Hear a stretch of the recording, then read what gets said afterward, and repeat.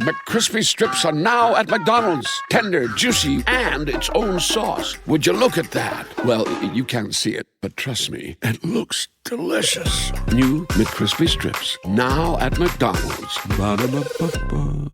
There's some incredible TV coming out of the UK right now. Brits just do it differently. The accents, the wit, the scenery, the devastating one-liners disguised as compliments. It's all streaming on BritBox. They have the best mysteries, dramas, comedies, and seriously addicting originals like Outrageous, based on the true story of the Mitford sisters. They were kind of like the Kardashians of the 1930s, wealthy, audacious, chaotic, wildly opinionated, and always making headlines. And chances are you've never heard their story. It's stunning. It's jaw-dropping. It's very British. So check out Outrageous. It could be your next favorite. Don't miss Outrageous, streaming now only on BritBox. Get this, adults with financial literacy skills have 82% more wealth than those who don't. From swimming lessons to piano classes, us parents invest in so many things to enrich our kids' lives. But are we investing in their future financial success? With Greenlight, you can teach your kids financial literacy skills like earning, saving, and investing. And this investment costs less than that after-school treat. Start prioritizing their financial education and future today with a risk-free trial at greenlight.com/Wondery. Greenlight.com/Wondery. This episode brought to you by the following patrons: Heather, Leaf Girl, Min, Jason, Madeline, Alyssa, Vixen, Holly, Laura, Jeremy with the laser eyes, Allie, Logan, Kristen, and Tia. But because it's that special time of the month, we get to shout out our You Can Get It level sponsors, and they are Fig Roll McGee, Ghislaine, Heather, Kathy, Nikki, Knitting Menace, Spooky Lime Pie, Renee, Charles, Grace, Sean, Allie, Dr. Voorhees, MD, Amelia, Aaron, Radioactive Spider Gwen, Irene, Naomi, Bex, Laura Lubu, Cameron, Kaylee, Jackie, and Unintentionally Badass, aka Jennifer. And all the pages want you to know you're loved, you're listened to, and you're a valuable member of this awesome horror version community. And if you want to hang out with us, do so in the Facebook group where we'll be hanging out and talking about the best listener request movie that's ever won daily. Paige, I have one thing to say about that sweater at the end. Somebody call Dr. Huxtable because he just got robbed of his sweater. That's all I'm saying. Hey, you know what? It looks better on Michael B. Jordan. And always will.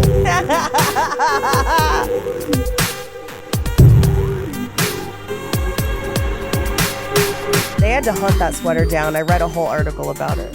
All you have to do is stop Dr. Huxtable in an elevator while he's shooting his opening credits scene and just take it from him. Just get in a time machine.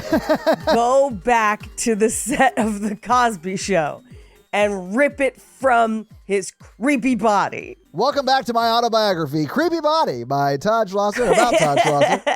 Thank you for tuning into Horror Virgin. I'm Paige. And I'm your horror virgin, Todd, which means I don't like scary movies, and you guys make me watch them. And this week, we finally got to watch Sinners! Finally! I've been holding it in for so long! So, Paige, let me tell you about everything they get wrong about the music in Sinners. First off, mac and cheese is delicious. Sorry. No, I mean, this movie is so good. I really, really liked it. I think it is possibly the best movie I've seen in a long time, like a year to 2 years at least. I can't think of a movie I enjoyed more than this in a long time. There was something that you said not too long ago where you were like, this is the best movie I've seen this year. And I was like, you have not seen Sinners yet? Like, you ain't ready. I remember saying that. And I do think because I hadn't seen Sinners. I think it was about Freaky Tales, maybe. It was the best movie I'd seen all year. Like, Freaky Tales slaps. It's great. But holy shit, this movie is insane. And it's also scary. Like, I jumped many times. It does not telegraph its jump scares fucking at all. No. It's like in Game of Thrones when they kill fucking Ned Stark in like the second to last episode of the first season and you lean in and you're like, holy shit, anybody can die at any point. Yeah. Like that's how the jump scares feel in this because it's so unexpected, right? Right. Yeah, but you're like, oh, Sean Bean's in this. He's the only actor I know their actual name. So there's no way he's gonna... I'm sorry, he's dead? Well, Sean Bean always dies. That's the only clue that he was going to die, is that he was played by Sean Bean. I agree, and I will always refer to Sean Bean as the coward from Ronin, and he knows what he did. Anyway, Paige, you got to tell me, the first time you saw this movie, it was obviously in theaters. I was the one that was like the holdout because I was just traveling so much, I couldn't get to the theaters to see it. But Paige, what was it like the first time you saw it in theaters? I had like 2 days at home. And so I had called Jake ahead of time to be like, we are going. So we went like opening weekend for like the 2 days I was home. And we went and saw it just like at a theater. And then we watched it at home today because Jake watched it with me today.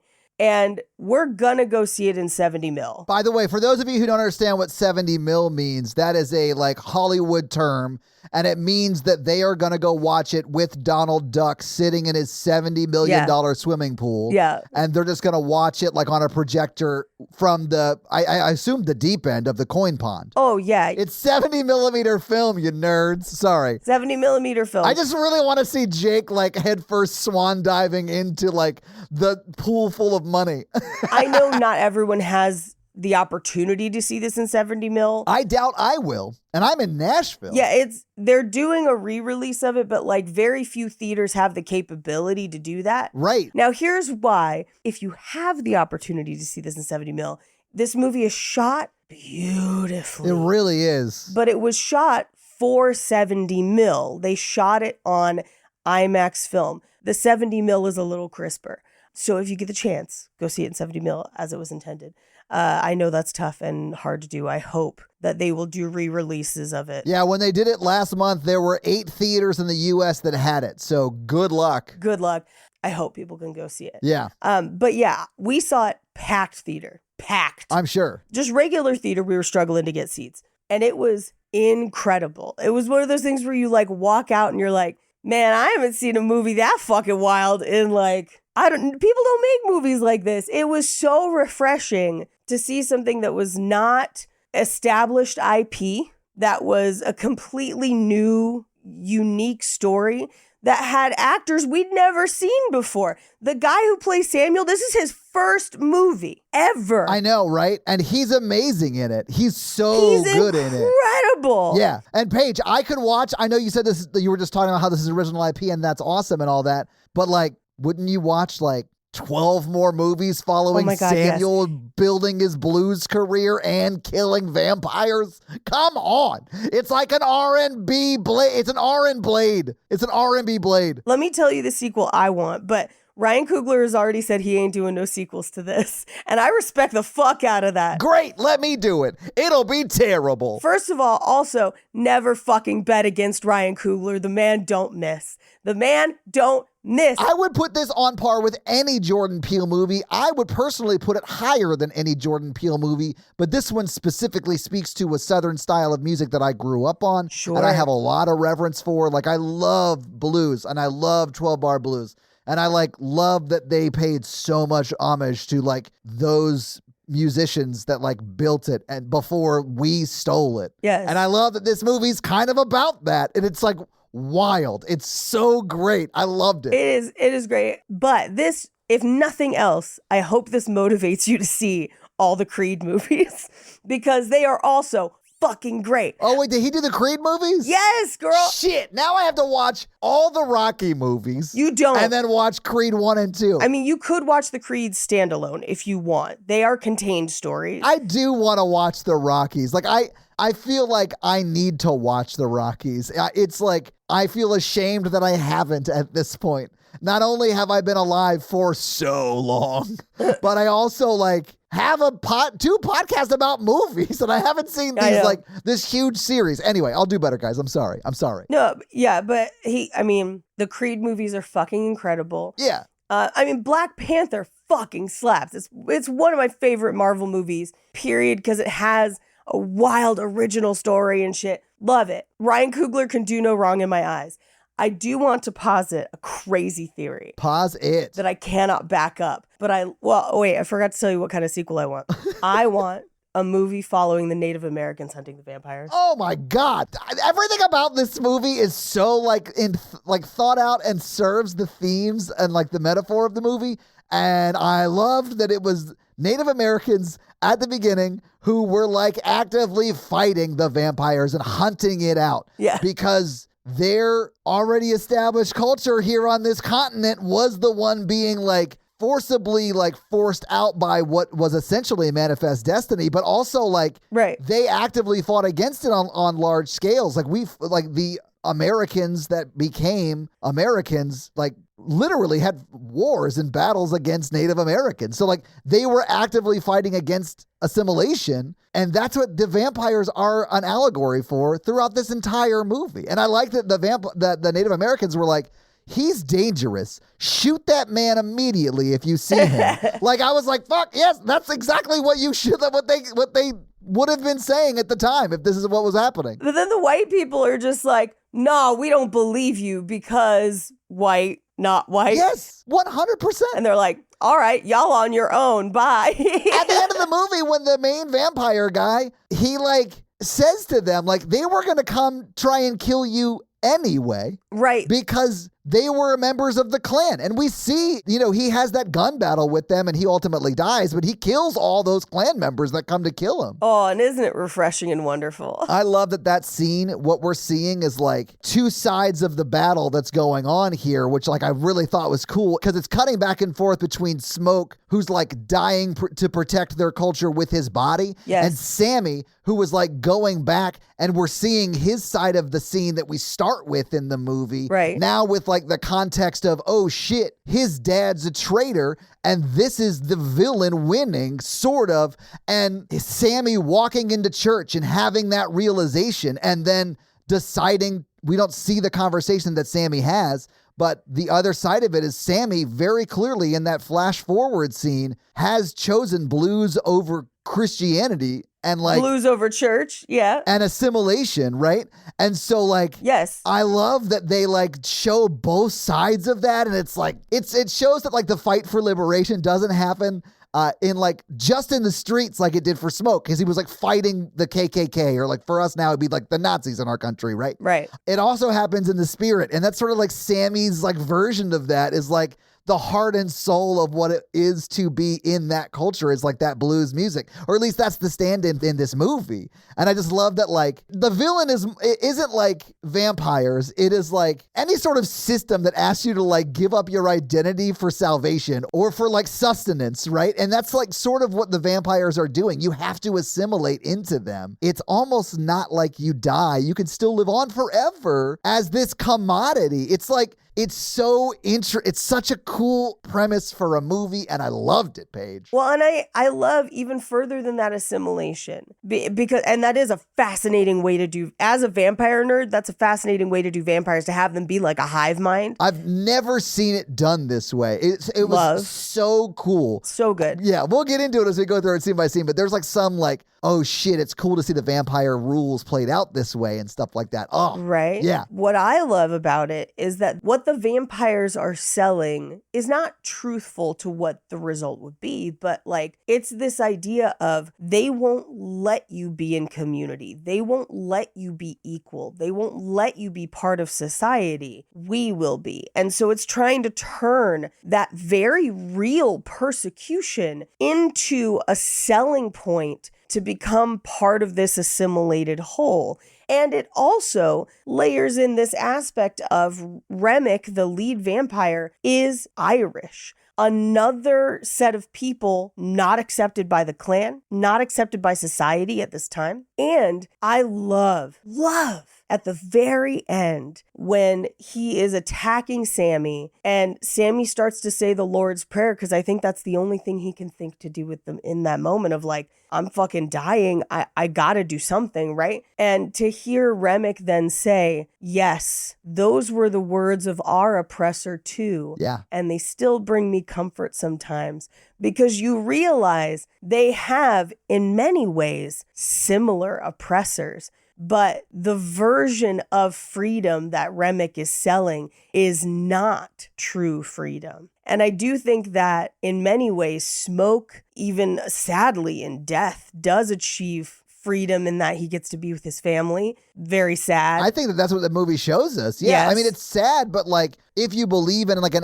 actual true afterlife, then this is like the best version of that he could get. Absolutely. Because he clearly loved Anne and they lost a child and like, it's, oh my God. Like, first of all, Wunmi Mosaku is my girl. Yo, she is great in this too. Like they're all amazing, but fuck, she's great. She's so good in Lovecraft Country, and she was great in Loki, and like, I wish they'd given her more to do in Loki, but like, she's incredible. I will watch her in anything. Yeah. She's so good in this. I could give a fucking TED Talk on how happy I am that they make her a love interest, and there's no question about it. There's no doubting that that's what she is. And it's not a hidden thing. People fucking know. And she is not just like, she's pretty. It's like, no. He loves her down. Like, oh yeah, she is his one and only. Like that is, and I love that. And then I feel like if we're talking about like true freedom, that's what Samuel gets by choosing his own destiny. Yeah. That is not tied to either vampire or his dad's plan for him in the church, which again kind of represents this idea of being a sharecropper for life and trying to fit the mold of what this white plantation wants you to be. Yeah, it's very much another form of assimilation. Like the movie says it. Yes. So like, it's so funny because at the beginning of the movie, when he walks in there, you're like, oh my God, this guy like has been through some shit. You're like, what a way to start a movie. Yeah, because his face is all scratched up. He's holding a broken guitar and his like dad is calling him to the front. He has literally just the neck of the guitar. Yeah. I don't even know if you can call that a guitar anymore. Yeah, it literally is just the neck.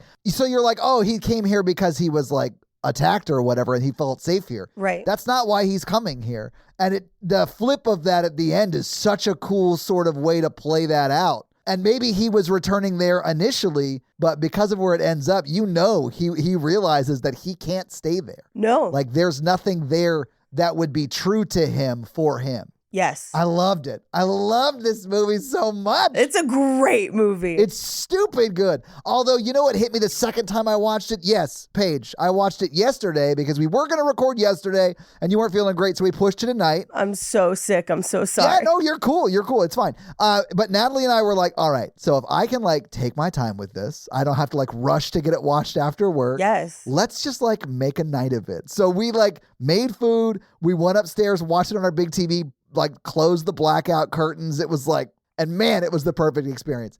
And I loved it. It was great. I did get scared at a few points, but I watched it again today. And you know what struck me interestingly today that I didn't think about last night? So like, of course, it's like a metaphor for the assimilation of like, what is the black culture, I think, is what the blues represents in this movie. I think there's a lot of themes in it. It's a theme soup. There's a whole lot, and it brings all of them in for a landing. I think so too, but I think that's the big one. I think that's like the overarching one. But they can also be read, like vampires can also be read in this movie as like an allegory for AI, because they both feed off human creativity, off like pain and memory and history and like what art gets created because of that. I mean, these ones specifically are attracted by human creativity, which I love as an extra piece of the lore, for sure. And then of course they also try to like reproduce it and they want to like commodify it. Right. But like they can't do anything that's original. It's like a reformatted copy of what already exists, right? It's like when Elvis started recording a lot of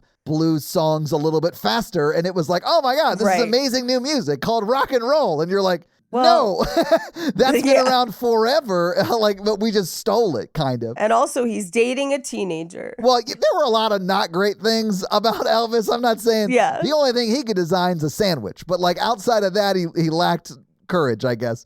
But it's interesting to me that like, like Stack killing Anne before she can turn is like an artist saying like, you can't take my story and my art and repackage it. Oh, you mean Smoke killing Annie before she can turn? Yes. Smoke. Yeah. Like that's like an artist being like, and to her, for her wishes, like she didn't want to be turned. She asked and for asked him to do that. And it is a very painful and hard thing for him to do. But I really like that as a part of like I am not going to assimilate into this. Right. Which, if you're looking at the AI metaphor of it all, is very much like an artist being like, fuck it, I don't want to be a part of this. I don't want all of my art to look like a slightly worse version of my art. like had sex with a Thomas Kincaid painting. Like, I don't want that. I don't know. It felt to me like the real horror was also like the vampire, but also the machine that feeds on like creative people and like art and shit like that, and turning art into like this stolen commodifiable package that drives revenue for the 1%. Like, I really liked that aspect of it. I feel like you're reading very AI into this. I think when I think about that aspect of this movie, I think it's the studio system, and this plays into... No, so I don't know that that's... well, in fact, I don't think that that's what they're trying to say, the AI of it all. I just thought you can read it that way, too, because it's like so universally done. It is very clearly about assimilation of and commodification of like that African and Black heritage, right? Right. Is what the movie is saying. I was just saying you can read it multiple ways because it's so well done. But specifically, I do think intentionally there is a reading about the studio system, and it comes into my unsubstantiated theory that I have heard from a handful of people online that Ryan Coogler has not confirmed. So don't go around saying this is true. The big ol' allegedly on this one. After Ryan Coogler made Black Panther for Marvel and Black Panther 2, he was supposed to make Blade with Mahershala Ali. And that project has been, recycled, changed, any number of things, and he's no longer attached. And there are rumors that this was his Blade movie that he then wrote, that he changed to be his own movie. That's a rumor. I think it's entirely possible that he just wrote a good fucking movie on its own. Yeah. Because he's Ryan Coogler. I don't care if this was his Blade movie. I would still want him to do a Blade movie after seeing this. 100%. The dude can write a movie. He gives me googly eyes. Yes. That's how much I love his movies. They're great. But within that, a lot of the buzz around this movie when it came out was that it was done somewhat outside of the studio system, where essentially studios kind of bid for Ryan Coogler's next movie, whatever it was. And he was very adamant that he was like, I'm going to do my thing. This is how I want to do it. This is where I want to film it. This is what it's going to cost. And also, I want the rights to revert to me. I want all of these things. I want back end. I want all of this. Good. And people made a big old stink as if those requests were abnormal or greedy. And first of all, they're fucking not. White directors do it all the fucking time. You think Steven Spielberg doesn't get his own rights back? Bullshit, right? And I'm sure just like Coogler, the first few Steven Spielberg movies, he didn't or whatever. But as he became a renowned director and creator, yes, you can command more because your movies are gonna make money because they're great. I'm sorry, this man has close to 10 fucking hits under his belt at this point. That's what I'm saying. I don't think it's unrealistic to ask for your shit. Give him what he fucking wants, right? 100%. But then the backlash was when this movie came out and everybody went and fucking saw it because they were like, first of all, they did almost no marketing for this. This movie had a minuscule marketing budget. They literally did not start marketing it until like 3 weeks before it came out, which in movie world for something this big is about 6 months too late. Yes. Yeah. It's fucking insane. Those campaigns are insane. It's crazy. And the campaigns told you what? Fucking nothing. Most of us didn't even know it was vampires till the movie came out. Like, that's how crazy it was. Yo, Anne didn't know it was vampires until like almost through the second act. She thought they were hates or whatever. Hates. A very southern turn of phrase. I loved it. I do love that this is basically an hour of just a really good drama and then suddenly a horror movie happens. It is 100%. Yeah. But so there was only like a handful of ads. They didn't tell us anything. And I listened to a handful of Ryan Coogler interviews. First of all, thank you, Tia with the Teenager, for recommending the last podcast on the left interview with Ryan Coogler. If you liked this movie, go listen to it. Oh shit, I will go listen to that. Yeah. Oh, it's fucking fascinating. And it was one of those things where I was like, oh, he and I have very similar movie tastes. That is why I've liked all his movies. But he literally said, he's like, I wanted this to be like the 90s where you didn't know what, like you were just seeing a big thing because it was out and you really didn't know what was happening. There wasn't all this internet buzz and everything around it. And because he did that, a bunch of people went to go see it. But then the media, Variety, Deadline, a bunch of places are like, I mean, it's making a lot of money, but like his deal was kind of tough. So like, I don't know if it's really that much money. Instead of just talking about how fucking good this movie is and how much people wanted to see it. And I was like, yo, this racist as fuck. It's racist. I'm gonna call it what it is. Racist. Because this movie is fucking great. This is a blockbuster. It made all that money because it deserved to make all that money. When was the last time you saw a movie in the theaters and were like, I'm gonna go see it again in the theaters? What, years? And Jake and I are like, I hope we can get tickets to see this again in the theaters. Crazy, right? Yeah. I mean, it's an amazing movie. It is a blockbuster, whether they said it was or not. And I don't know if they did or not. But anything over $100 million in domestic performance to me is like a blockbuster, well-done movie. Oh, it was hitting 200 and they were like, I don't know. And I'm like, y'all shut the fuck up. I mean, Paige, they spent way less than $200 million on this movie. So it definitely was a hitified hit by the time it hit 200 million. Thank you. Yeah, what else we spending money on? The fucking Gray Man for $200? And look, I watched it. I like $200 million. $200 million. Not $200. I know. My brain is mush from NyQuil.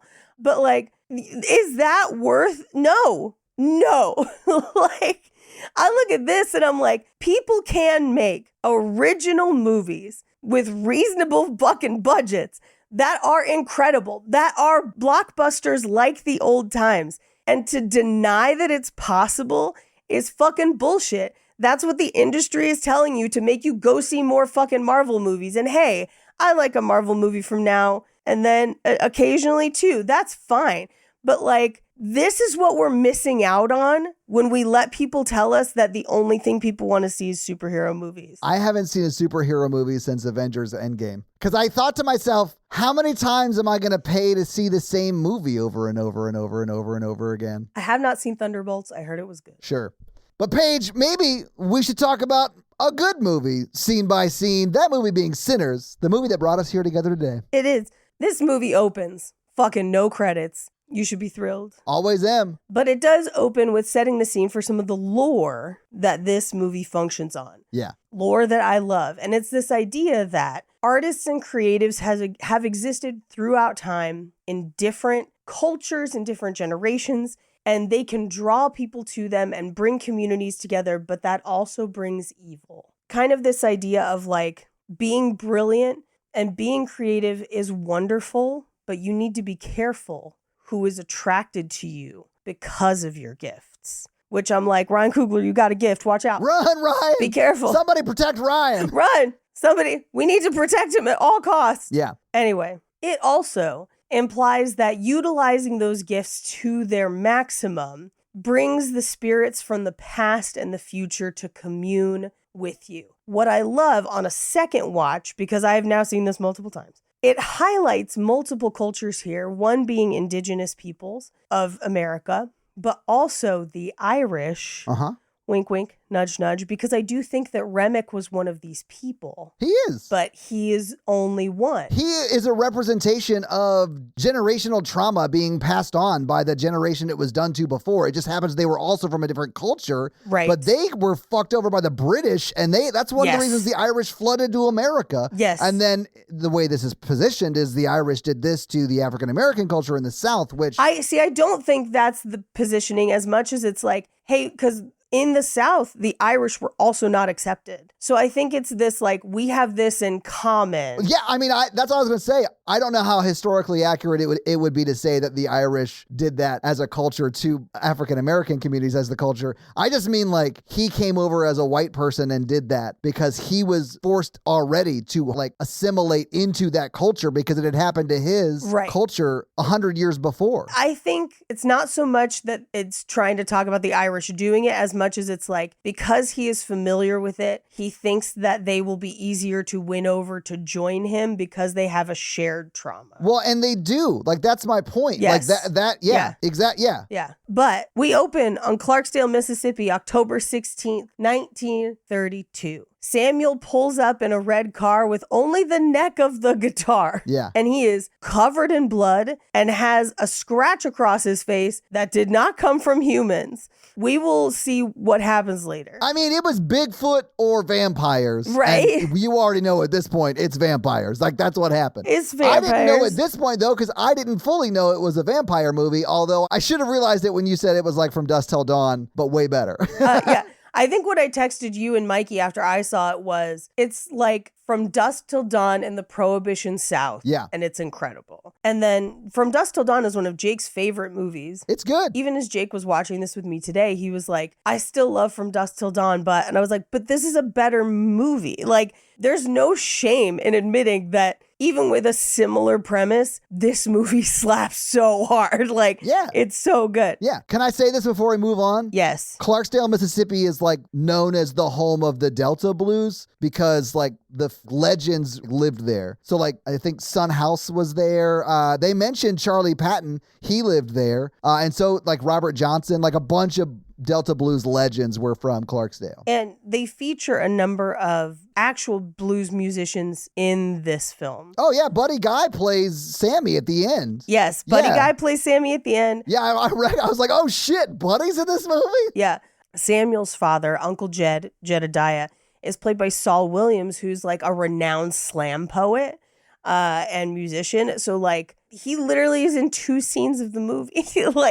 But even in those small parts, the first 2 people that Remick turns are folk musicians. Like, Yeah. they put musicians and vocalists in every place they can in this movie. Well, and the music that they play, the vampires play, is good. It's just like, Yes. it's like picking, like it's old Southern picking white music. Do you know what I mean by picking? It's like, I love that it's old Southern pick and white music until they're full vampires, Yeah. and then it's Remick's music from his homeland. yes, it's Irish folk singing. Yeah. Irish folk singing. Which is awesome. I fucks with some Irish folk. Me too. This movie's so good, and the music in it is so good from all different angles. Like I love the blues so much because I grew up in the South and like Yeah. it's just part of the culture here. But even the Irish music is done so well. The Pickle Robin Clean song that is more like the Southern sort of like, I would call it like honky tonk music a little bit. Yeah. It's really well done and performed. I wouldn't like listen to it in the car while I'm driving, but like it's really well done. I loved the Go Lassie Go, which is technically Irish music, Yes. but just done to Yes. sound a little more Southern.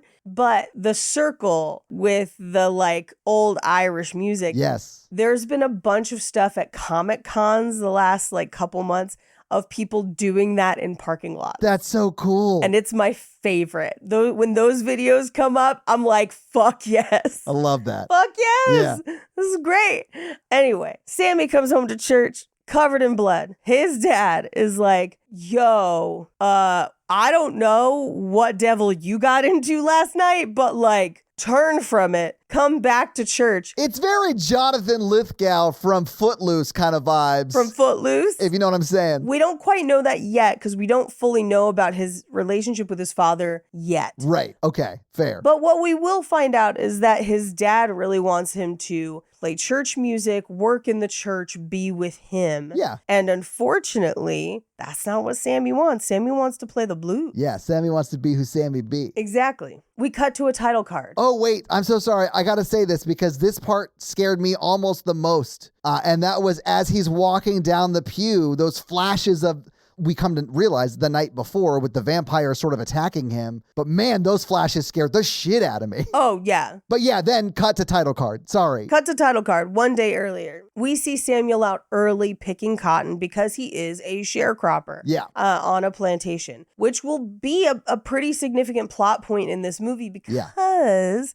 everyone who works on the plantation only has plantation money. It's like being in a company town. It is a company town. Yeah. Except worse. It's just like the southern version of that. Yeah. Yeah. But he finishes his work early. He goes home. We see him talk to his mother. And then he goes to look for his guitar under his bed and it's not there. Yeah. We cut to the twins, Smoke and Stack, both Michael B. Jordans. This movie gives us double Michael B. Jordan. I thought it was brave that they pulled Michael A. Jordan out of storage to use in this movie. I was like, damn, we got A and B on this. I love it. So good.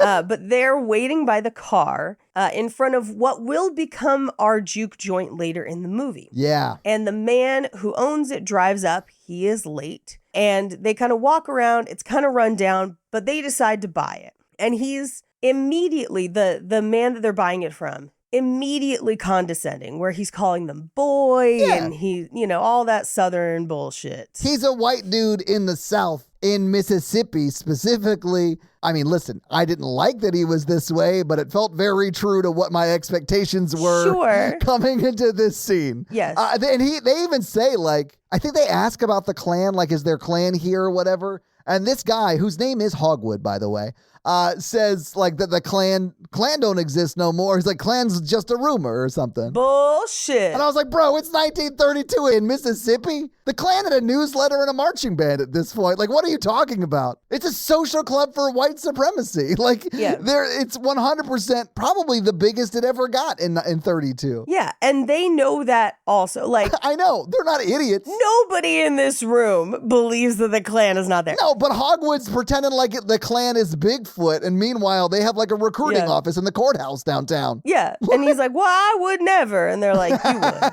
Don't worry, he gets his guts shot out that next dawn, so it's fine. He gets Inglorious Bastard Hitlered, and it's great. Yeah. But the reason it comes up is because after they pay him, they're like, hey, I'm not paying you anymore. This is the payment price. And if we see you or any of your Klan buddies on what is now our land, we'll shoot you on sight. Yeah. Because we have a right to. We own the land, so. And he very specifically buys the land and the building. He says both. Both. Like, it's very clear they own both. Yep. But we cut back to Samuel, who goes to church for his guitar. And his dad is like, hey, I want you to help me give my sermon tomorrow. And he's like, that's cool. I'll see you tomorrow. I got a gig tonight. And his dad's like, how about no? How about you don't do that? How about you stay here with me? And if you keep dancing with the devil, one day he'll follow you home, is I think what he says. That is what he says, yeah. I do like that Sammy comes into church and is like, I just worked all week and I don't really want to like work with you either. I would like to just go do something that I enjoy doing is more or less what it is. And it just turns out that the thing that he enjoys doing. He's creating a work-life balance. Yeah, he's trying to, for sure. But like that was very difficult for this community in the 1930s. Of course. In Mississippi. Or really anywhere in the U.S. Anywhere. But like, I just really like that like what he wants to do becomes metaphorically like the stand-in for all of culture for them. Right. And like what his dad does becomes like the other side of assimilation for them. And I like really liked that way that metaphor played out. It was great. Yes, it plays out great. And this is, I mean, Sammy is our entry into this story. Like, yes, Michael B. Jordan, the Smokestack twins are main characters. They're super interesting. We are following them. But truly, the audience's entry into the story is Samuel. Yeah. Which, again, it's this guy's first movie. And he's so good in it. And here's the thing. I know this ain't going to happen because racist and no respect for horror. But like, if you told me this guy was up for an Oscar, I'd be like, fucking good. Like, yes. He would never win because horror, but yeah, I would not be shocked if he got nominated. Everyone's really good though. Like, I don't mean he stands out spectacularly in the movie, but he does a great job. And so does everybody else.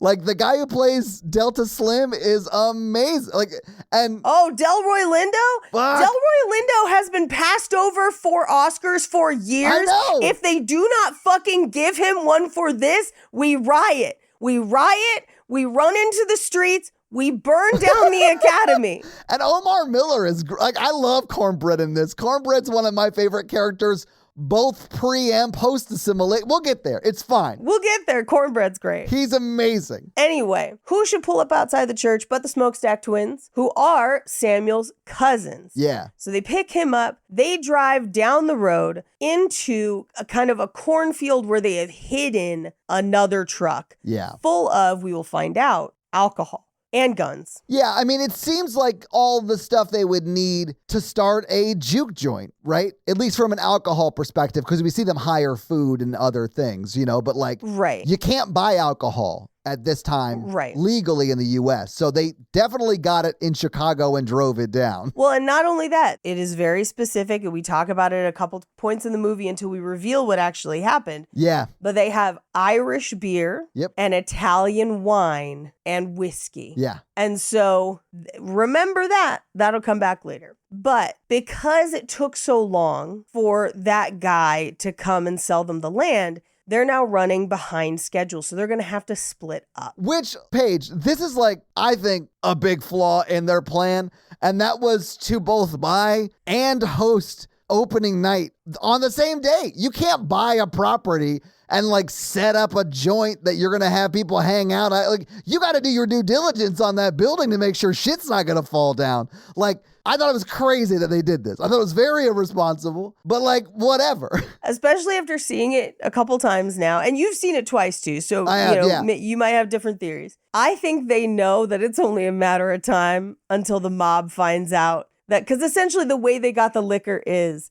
they robbed both the Irish mob and the Italian mob and tried to make them think that each other robbed each other. The foolproof plan, Paige. They're never going to find out. Foolproof plan. Notorious enemies, the Italians and the Irish. So much enemies that they just intermarry like crazy and infect our whole country. You will almost never meet an Italian person that is not also part Irish. We are notorious bedfellows. It's because we're loud and we drink. But it's only a matter of time before they figure it out. And they come after them. Sure. And they know where they're from. And they, like, word's going to spread about the juke joint. So I think they're like, look, we only got a couple nights of this. So we'll start this now, get as much money out of it as we can, effectively laundering the money from the booze they stole and then getting away with the cash. But they also talk about in this movie that like they are burning money keeping this place open. Like if they don't make more money, then they can't stay open. So I don't know. I don't know if they thought that they weren't going to make it or not. We'll talk about that when we get there. I think Smoke expected them to make money and did not realize the reality of what they were going to deal with. And I think Stack did not care. I think he is a little fatalistic and was like, let's go out on with a bang. Yeah. All I'm saying is maybe you take a week to set up like a security plan so that like if Cornbread has to go take the longest bathroom break in Mississippi history, you've got like a good backup for that. Right. Well, and I also wondered if they had waited a week, would Remick have still been in the area? I don't know. Who's to say? I think he would have because he's hunting, I think, Sammy. Yes, but I don't know that he's heard Sammy. He hasn't. Sammy hasn't performed yet. At least not like this. Right. So yeah, I don't think he knows until he hears the music tonight. Yeah. And they do talk about potentially doing it next week. But again, I do think they are on a ticking time clock. Yeah, I mean, you're probably not wrong because the mobs in Chicago are looking for... And it's Capone, too. It's Capone before he gets snagged on his tax evasion. Yeah. By the way, if you want to hear Capone, I don't know if you guys know this, but on Good Morning from Hell, he did a episode that you guys should check out. That's right. Didn't you play Capone? I don't know. I mean, I think Capone played Capone. But you can go listen to that episode out now where, I played Capone. It was wild. That's fun. I did days of research to play Capone. No attempt at an accent, and it's all over the place, and I kind of love it. It's just a madhouse of silly. That's hilarious. I always get pulled in to play random horror villains. Man, your Hive Queen mother from Alien, that shit was so funny. But I think I'd actually picked a different one, and they were like, honestly, though, Alien Queen. I was like, all right, I got you. When they asked me who I wanted to play, I said Prescott Bush. Hilarious. And they were like, how about Al Capone? And I was like, oh, you're not brave? All right, cool. All right. Let's see who knows about the business plot more than me. I mean, I just think not enough people know who Prescott Bush is, which, by the way, you should Google that shit. Yeah, Google that shit. Google that shit before AI ruins it. Yeah. If you love a good horror movie marathon but hate waking up feeling like you survived a night in a haunted house, Miracle Made Sheets might be for you. These sheets use silver-infused fabrics inspired by NASA, so they help keep your bed at the perfect temperature all night. No more waking up sweaty or freezing after a scary movie binge. Plus, Miracle Made sheets are self-cleaning and stop up to 99.7% of bacteria from growing, so your bed stays fresh and clean longer. Upgrade your sleep this year. Go to trymiracle.com/comfort to try Miracle Made sheets today. Whether you're buying them for yourself or as a gift for a loved one, if you order today, you can save over 40%. And if you use our promo COMFORT at checkout, you'll get a free 3-piece towel set and save an extra 20%. Craving your next action-packed adventure? Audible delivers thrills of every kind on your command, like Project Hail Mary by Andy Weir, where a lone astronaut must save humanity from extinction, narrated with stunning intensity by Ray Porter. From electrifying suspense and daring quest to spine-tingling horror and romance in far-off realms, unleash your adventurous side with gripping titles that'll keep you guessing. Discover exclusive Audible originals, hotly anticipated new releases, and must-listen bestsellers that hook you from the first minute. Because Audible knows there's no greater thrill than the one that speaks to you. Discover what lies beyond the edge of your seat. Start your free 30-day trial at audible.com/WonderyUS. That's audible.com/WonderyUS. Anyway, they split up. And so Stack takes Sammy. Yeah. And they go off to recruit their merry band of minstrels. I love that for the first act of this movie, Sammy and Stack are on more or less like a Nick Fury journey putting together the Blues Vengers. I loved it. I love it. Well, they're assembling the team. Yes. And then Smoke is assembling the logistics and party planning. Yes. And then settling some unfinished personal business. Yeah. and it's one of those things where I remember going to see the movie and being like, I'm loving all of this.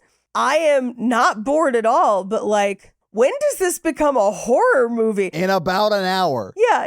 We spend about 45 minutes assembling the Avengers and getting the juke joint ready, and you're like, okay, I love this, but what? Anyway, so Smoke and Stack, they kind of start driving, and we do get a little bit of Stack telling Sammy about hey, by the way, here's how you find the clit.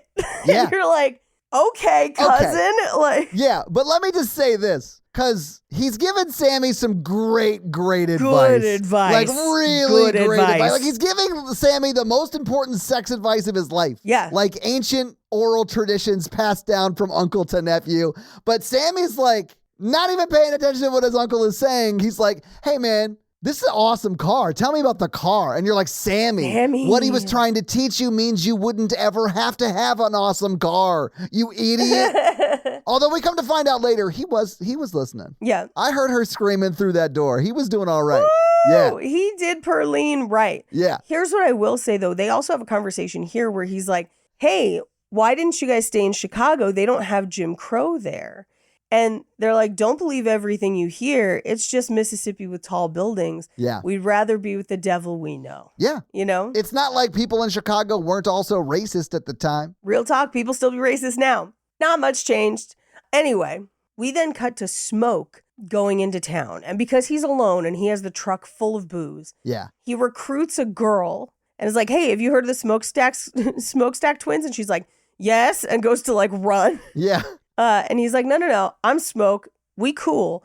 I'm going to pay you to stay by this truck. And if anybody stares too hard or gets too close, honk the horn. Yeah. And I'll pay you 10 cents for every minute you're out here. And she's like, okay. And he's like, no. I love this. You and I are going to learn how to negotiate today. Yeah. So you say another number. He's like, whenever someone says numbers to you, you got to repeat numbers back as a conversation.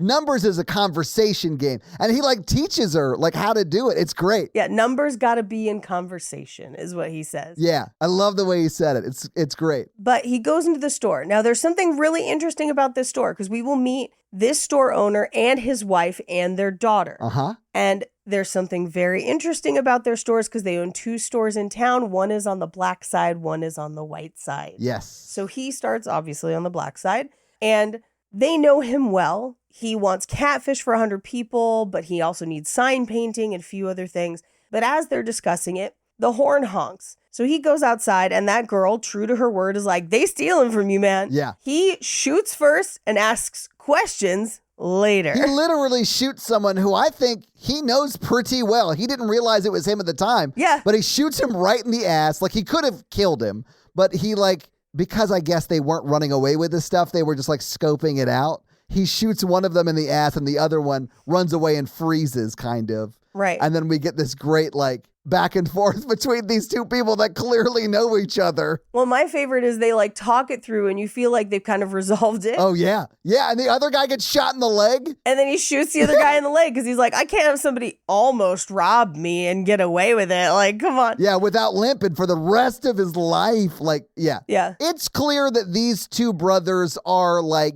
sort of gangsters. Yes. From Chicago and are not scared of using violence publicly in broad daylight. Right. Even Smoke, the one that seems to be the more even-tempered of the two. Yeah. But he does also pay for them to get patched up. He does, yeah. Like, I think he felt, this is going to sound insane. I think he felt obligated to shoot them because they have like a reputation to live up to. Yep. And that reputation does protect them on some level. I'm not saying it's good, but I do think that's why he does it. I don't think he was like, I'm going to shoot this guy because I'm mad. I don't think he did that for that reason at all. Yeah, not at all. But he goes back in. They get the wife from the other store. They basically switch out. They send the daughter, send the wife over. And we get a look at the white store versus the black store. Yeah. And the wife comes over and she talks numbers and conversation. Yeah. And they haggle what the signs are going to be. They arrange everything for the party.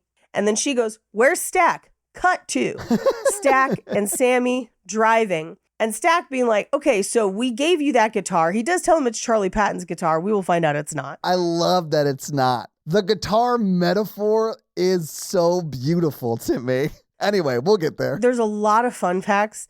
I do want to talk about the guitar if possible right now because we're seeing it for the first time. Yeah. Do you mean like what kind of guitar it is? Like those kind of facts? Yes, because they actually had to search the entire world.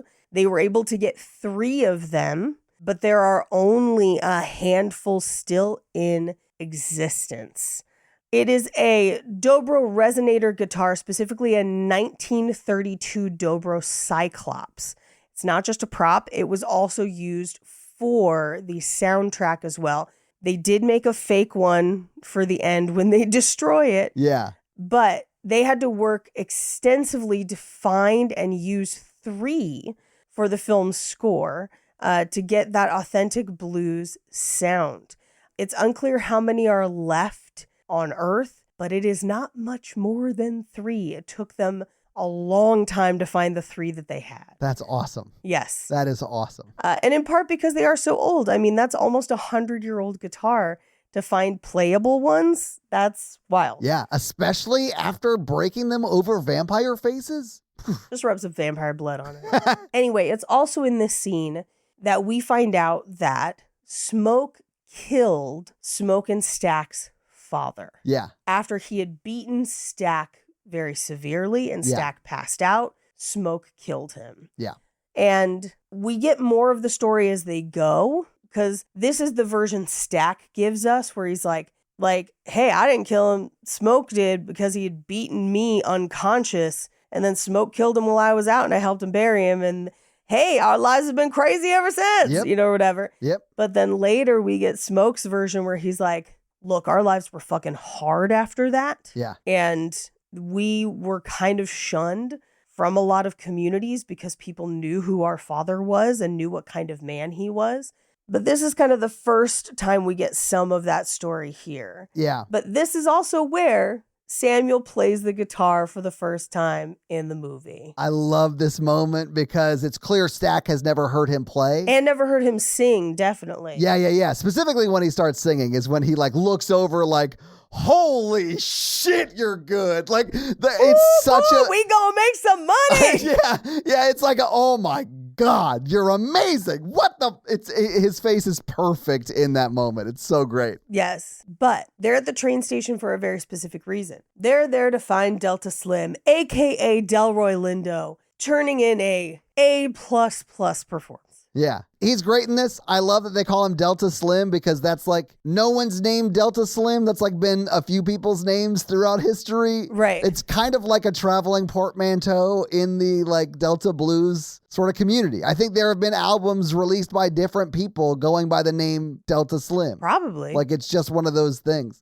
And like the character he plays is like the old grizzled blues everyman. I love that they gave that character this name. Yes. And here he's playing harmonica. We will find out he's a key man. He plays the piano. I got the impression that he played quite a few instruments, probably wrote most of his stuff for piano, but I bet he could hack out on guitar too. A lot of those guys could do a lot of different stuff because they had to. Yeah, but they introduced Sammy as Preacher Boy Sammy, which will now be kind of his performing name. Yeah. And they're like, hey, do you want to come perform at our juke joint for $20 a night? Which at the time, that's a lot of money. I mean, I could tell you how much money that is, Paige, if you want, because it's 1932 and it was $20, although they actually end up paying him $40. They end up paying him $40 and as much actual beer as he could drink. Right, which he does drink a lot. But which proves to be a lot. But the $40, if adjusted for inflation, is $936 today, which is a lot of money. Tell you what, I'd take any gig for $900. Yeah. That's a great deal. That's a great night. Yeah. Well, and that means that the $20 was $450. I'd take a lot of gigs for $450. Not all. Oh, yeah. His objection and the reason they have to offer him all the alcohol and to double the 20 to 40 is because he kind of has a standing gig at this place he's been playing for like 8 years or something. And he's like, I have history with these people. I'm not going to do that. And so the alcohol and doubling the rate is what gets him to change his mind. Well, and specifically the fact that it is real alcohol, not corn alcohol. Because remember, Delta Slim is older, which means he remembers before Prohibition and knows what real alcohol be tasting like. Yeah. But this is also where Preacher Boy sets his eyes on Perline. Yeah. Perline, who is married, although we never meet her husband. We don't know what their situation is. Well, her situation by the end of this night is dead, so... Dead, yeah, exactly, yeah. But at this point, she's like, she offers it. She's like, I'm married, by the way. And he's like, happily? And she's like, careful, boy. Yeah. Maybe I'll see you tonight. And then walks away. And you're like, ooh, girl. Oh, yeah. Game. She was definitely like letting him know what was for sale. And that was like not a relationship, you know? Right. Because she's like walking away, she's like looking over her shoulder like, uh-huh. I don't think for a second she wasn't like into Sammy a little bit. Oh, yeah. There's a reason she shows up this night. And listen, she even sings, like, and she's great. Well, and he says in this scene, he's like, I think I've heard you sing before. So she apparently sings around town. I got the impression that she might have been down there working as like a busker, like just singing for money like Delta Slim was. The only reason I think she wasn't is because she had her purse, hat, and gloves. That's a good point. Yeah, she did look like she was traveling somewhere. You're right. Right, or picking somebody up at the train station or something. Yeah. Anyway, enter Haley Stanfield. We were unfamiliar with your game, ma'am. We weren't ready. It sounds like we were unfamiliar with his game, but she very clearly wants to be refamiliarized with it. I mean, who doesn't? But this is my favorite crazy line in the movie because she walks up and is like, I waited for you, you asshole. Where'd you run off to? And he's like, I thought I told you to fucking leave. And she was like, oh, I heard you loud and clear, but then you stuck your tongue in my coos and fucked me so hard, I thought you changed your mind. And you're like, oh, yeah, it's crazy. She said that out loud. It is crazy. Bring back coos. That is one I have not heard a lot of. It's old-timey. It is old-timey. For sure. Yeah. But I'm going to bring it back. I'm going to start saying it. But this is where we find out a little bit more information where her mom took Smoke and Stack in. Yeah. They're kind of family. Yeah. Not like in the gross, like incestual way, but like they were kind of raised together because the kindness of her mother. Right. And her mother has just died. Yeah, like a day ago. Like it's very fresh. Well, the funeral was the day ago. Yeah. So I don't know how long before that she died, but they did not show up to the funeral. And so she came down here where I think they were originally from to basically see what's up because she knew they weren't still in Chicago. She is aware of the comings and goings. Yeah. Anyway, but this is also, they rally people for their juke joint. They kind of ditch Haley Stanfield and they are leaving. But she does find out where they're going to be later, so she will show up again later. Yeah. As they're driving, Delroy Lindo, aka Delta Slim, they pass a series of prisoners doing mandatory labor, essentially slave labor. Yeah, I mean, Delta Slim explains the system that emerged after the 13th Amendment. Right. Like, where they would just, like, arrest, like, African-American youths and, like, just people, like, men of a certain age, they would arrest for, like, vagrancy, I think is what they say in this movie. And it was, like, a very small little crimes that really aren't whatever. But they would just turn them into legalized slavery, more or less. We still have this legalized slavery in our country. The 13th Amendment exists still, yes. Yeah. Yeah. In fact, California, it was on our ballot this last year to essentially unlegalize it and to create provisions for people to earn money in those situations. And California done voted against it. Y'all, what are we doing? Come on. A lot of companies save a lot of money on labor by utilizing their services. I know. That's what. I know. Yeah, it's sad. There's a whole documentary on it called The 13th. If you haven't seen it, you should see it. Oh, great documentary. In this scene, Delta Slim explains that not only does that happen to people like them, it happened to him in his youth because he got snatched up for vagrancy and they realized that he played an instrument and like all the people that they took in with him played instruments. So they like turned them into a band and forced them to go out on the road. And like they did eventually give them some money. And then what happens to one of his friends in that band because of it is really, really sad. They eventually like get paid a little bit of money from this. And then that guy goes to like leave town and he gets like lynched and robbed and murdered. Yeah, he gets mugged and murdered essentially. Yeah. But mugged and murdered under the auspices of it being legal because It's a lynching. Yeah. Yeah, it's a lynching because, air quotes, he stole it from white people, and we know he didn't. No, he didn't. Yeah. And then Delroy Lindo drank his, Yeah. pre-prohibition. When he is explaining, I love this scene, Paige, because it does like such a good job of showing like the pain and trauma and stuff that like goes into the blues music that they're creating in this, And you see Delta Slim like telling the story, and because he's such an amazing actor, it's like really, you're like feeling it with him. Give him the Oscar, Yes. damn it. He's earned it. He's amazing. But like and then he starts like, honestly, just like these cries of like sadness talking about his friend. Turn into the blues. Yeah, turn into music. And it's like so beautiful. I loved it so much. Like there are moments in this I was just like crying. This movie, like, it's beautiful. Oh, yeah. I feel like in this moment, the pain is so great. The only way he understands how to express it is music. Yes. Yeah. Yeah. I have a whole thought on how blues musicians create music for the same reasons that comics create jokes. And it is to like not necessarily gain control over, but to do something with the like sadness in their life. To channel the pain into something. Yes. Yeah. Yeah. And I love that this movie shows the music side of something that we get. I think we get a lot of movies about funny people who are sad. I don't think we get a lot about that about music. And it's like beautiful that they show that here in such a powerful way. Yeah, I agree. So we then move on to acquire our next Avenger. Yeah. Which is Cornbread. Yeah. Cornbread and his super pregnant wife Yeah. picking cotton because you had to meet your quota Yep. as a sharecropper. Sharecropping is essentially just like slavery adjacent. Like it's not slavery, if that makes sense. I mean, it's 1932 Mississippi, and it looks like it could be 1890 Mississippi. It's that kind of impoverished area because we are, at this point, 50 years, 60 years after slavery ended, and it's still like generational trauma is like slowly being changed here, but it's very, very slow. Yeah. And there's a lot of reasons for that are ugly and gross, but that's the reality the world's taking place in. Yeah. And failed reconstruction and a whole bunch of stuff. Exactly.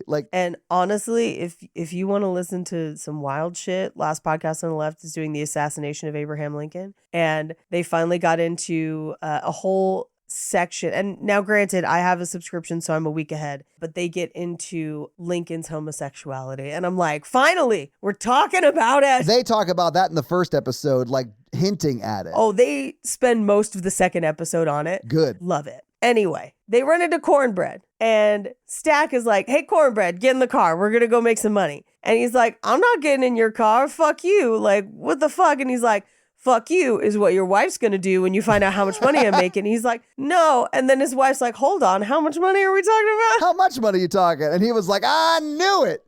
I love it. Yeah. That is a good woman. Yeah.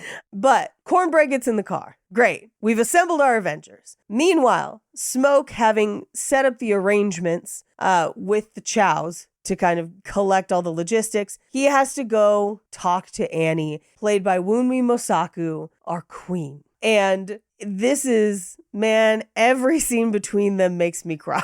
Yeah. Every single one. I mean, the scene starts out with him driving up to this like house kind of in the woods-ish. Right. Or on the edge of what looks like a wooded area. She's a little bit of a bog witch, and we love that for her. I love it. Yeah. Love. And like it shows him like walking up to what is very clearly a child's grave and him saying, Pop, like daddy's here or something like that. And Papa's here is what he says. Yeah, you're like, so like immediately it goes from this like stack assembling the Blues Vengers to this like incredibly sad moment. Right. And then you kind of walk in and we meet Anne. Yeah, we walk in and meet Anne. And I love that, first of all, we love a spooky girl. And Anne is spooky and wise. Yeah. And she is the voice of reason through this entire movie. Something I do love that this movie does is that at a certain point, she's like, it's vampires, and nobody questions it. They're like, no. Yup. Well, she had just like, said it was Haints, which I get why she would assume it was that. Right. And not vampires.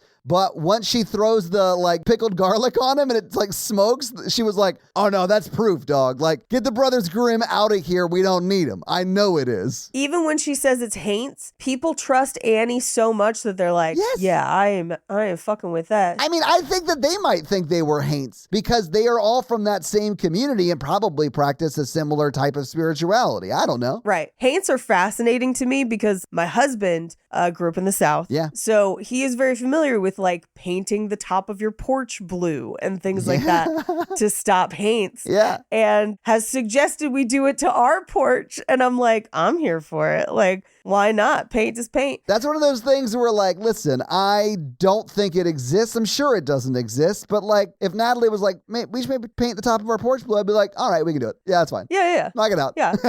What's it gonna hurt? Let's go. Yeah, I ain't fucking with it. That's fine. I mean, hey, why not? I definitely am careful about who I invite in my home. Oh, I love the way they play on that in this movie. But that's after I guess that's not after they realize it's vampires, which is one of the reasons I like it. No, they do it even for Haints, which I like. Yeah. We'll talk about it when we get there. Yeah. But first, we're in Annie's home and she is selling like herbs and remedies to the locals, like two little girls that she kind of sends out. Where I would assume that she is the local like natural medicine practitioner. Yeah. The local healer. Yeah. And that is a mix of naturalist religions and herbal medicine and whatever. I mean, she is very much like the doctor in the area. Right. If that makes sense. Like if you have a headache, if you are trying to get over some sickness or illness, like she's the person you'd go to. Well, and they do talk about later in the movie, they identify her as originally being from the bayou, from the Louisiana bayou, and implying that she practices voodoo. I don't think it was voodoo. I think it was hoodoo. It might have been hoodoo, yes. It definitely wasn't voodoo. If it was voodoo, she would be the enemy from the beginning if it was voodoo. Not necessarily. Voodoo's not evil. I know, but voodoo is already a part of an assimilated new culture that formed in that area. And I think that is counter to what the point of the movie is. I don't think it's bad in any way. That's not what I'm saying. I just think it wouldn't match what the metaphor of the movie is. I mean, that may be why they used hoodoo. I do think they say hoodoo later, though. I'm positive it's hoodoo because unlike voodoo, there is no like clergy in hoodoo. It's more of a spiritual connection that you yourself are in control of to your ancestors and like history. Whereas voodoo, there are like priests in voodoo and things like that. There is a like clerical structure to voodoo on some level where there isn't in hoodoo. It's like the Christian Gnostics, if that makes sense. They use priest and priestess just as titles, but those are titles for white people.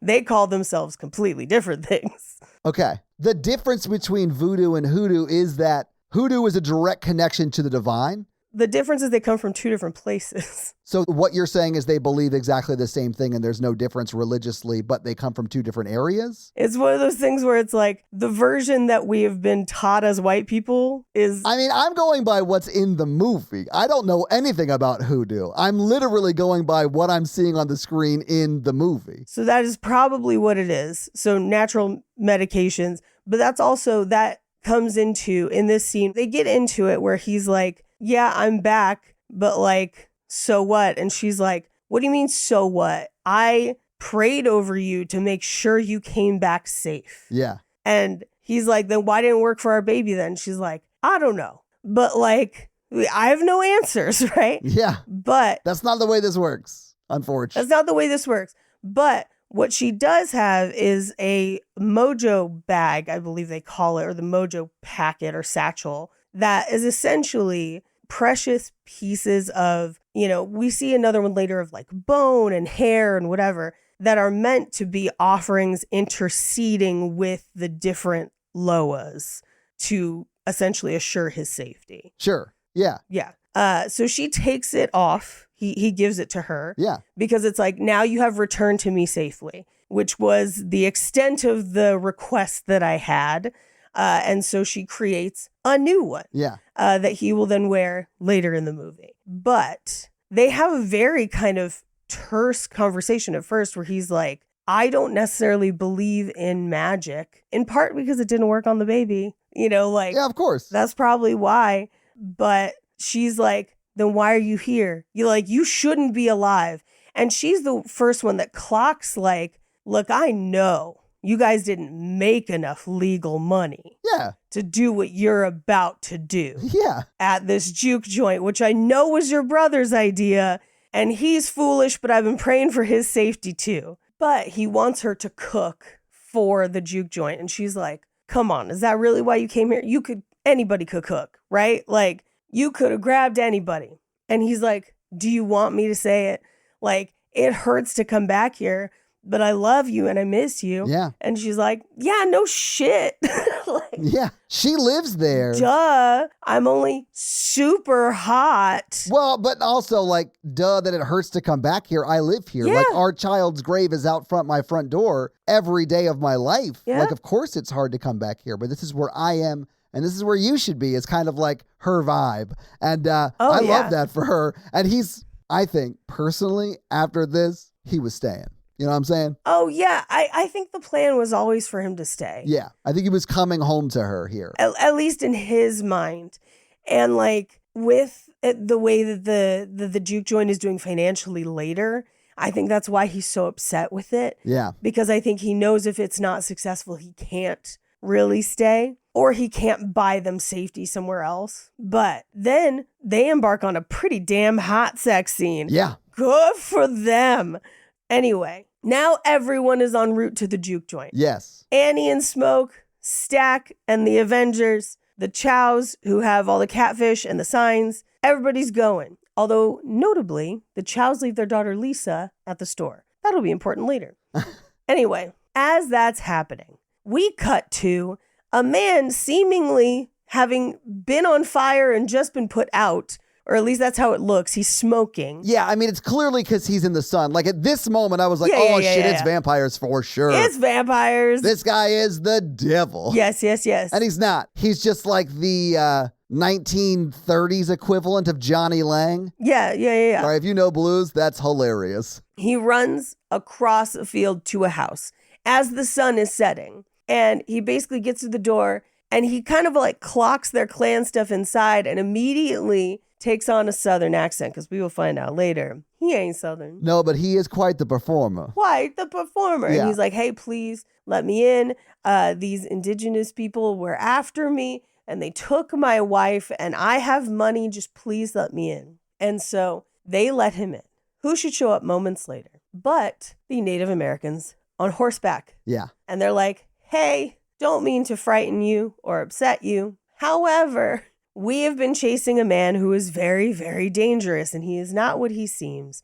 We think he may have come here, and we hope you didn't let him into your house. If you did, it could be very dangerous for you. Please tell us if you let him into your house.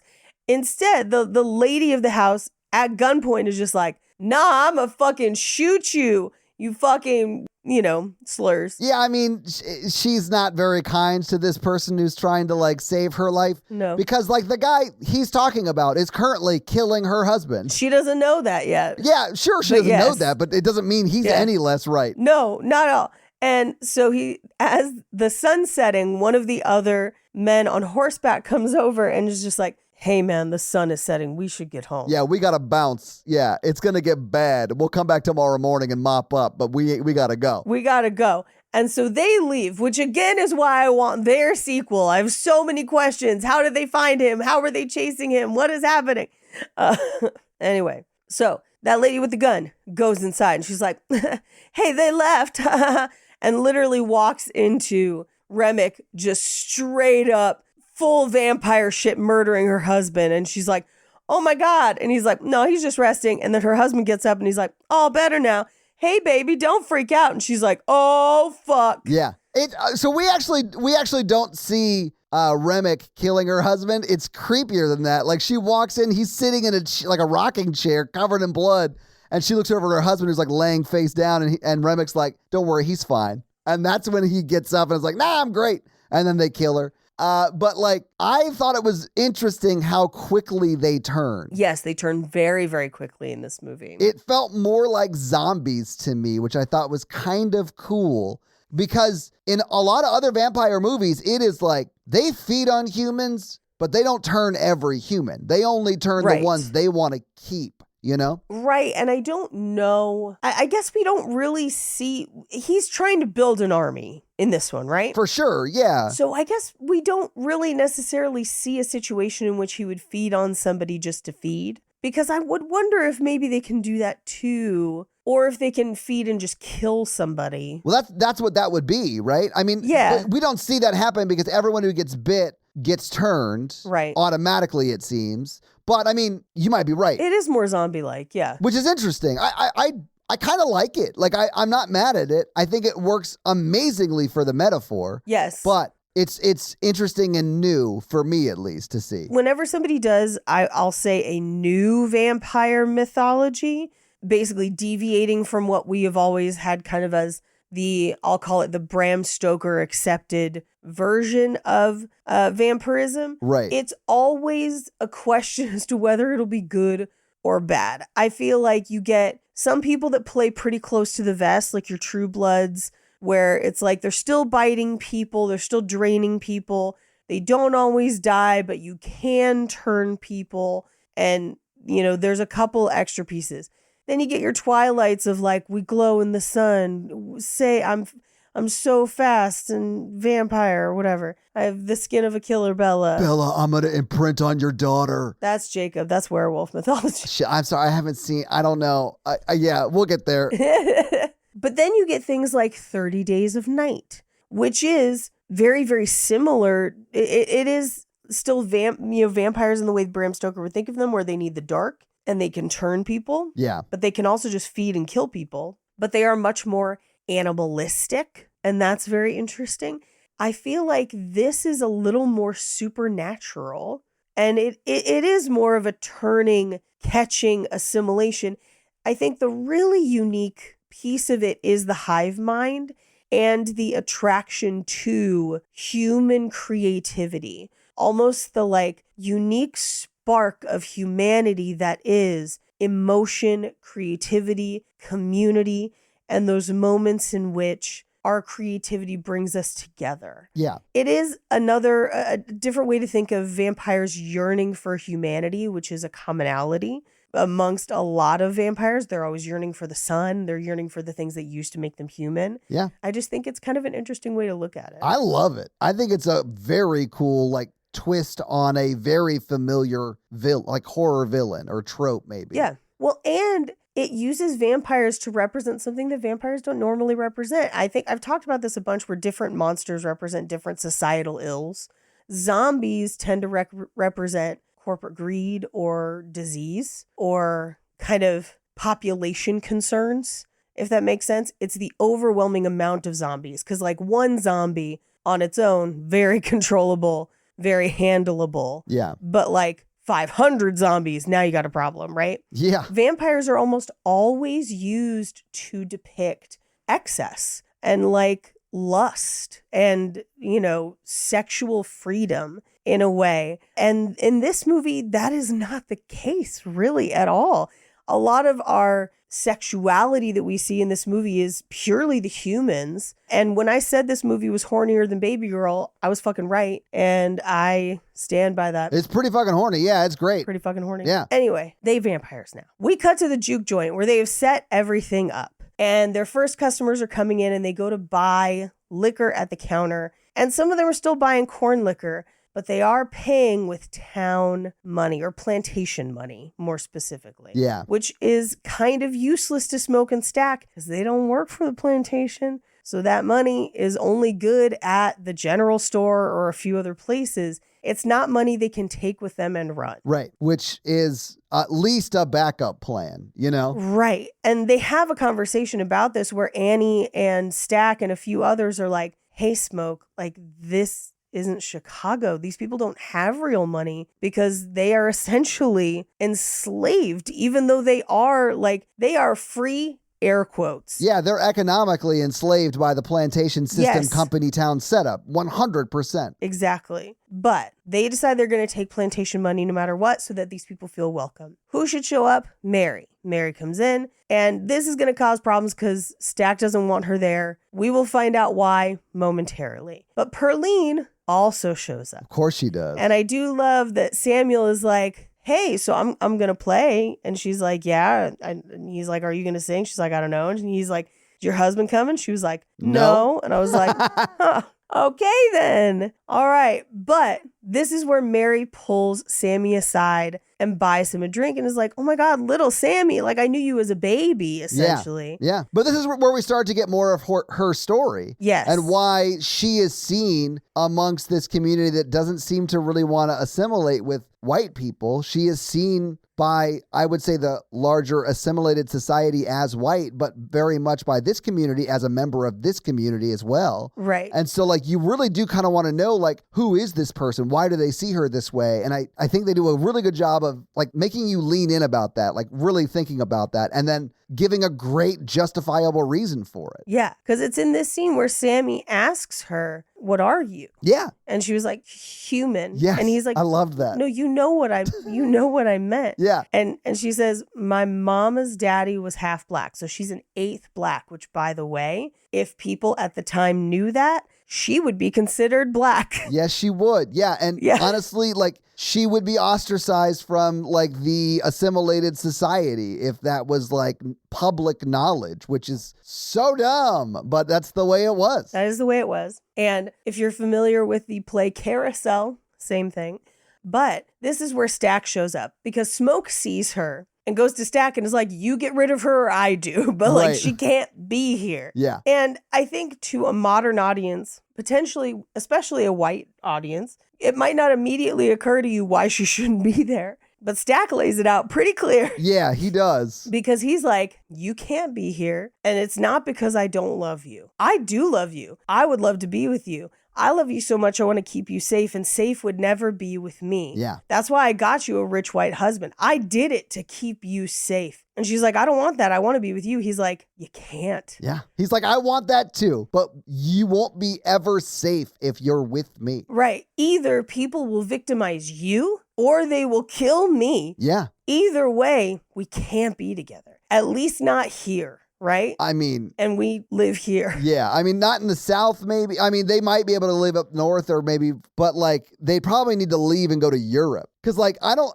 even know when interracial marriage became legal. I'm not sure if it was at this point. Loving versus Virginia. Let me look up when that happened. Yeah, I don't know. That is the case. Because it might have been straight up illegal. It was illegal at the time. Yeah. 1967. Yeah. The U.S. Supreme Court. Well, here's the thing. So in certain states it was legal. This is when it became federally legal. Do you think it was legal in Mississippi? before the not. federal? No, that's what I'm saying. I don't think so either. No, but I'm saying like if they went to other places. Sure.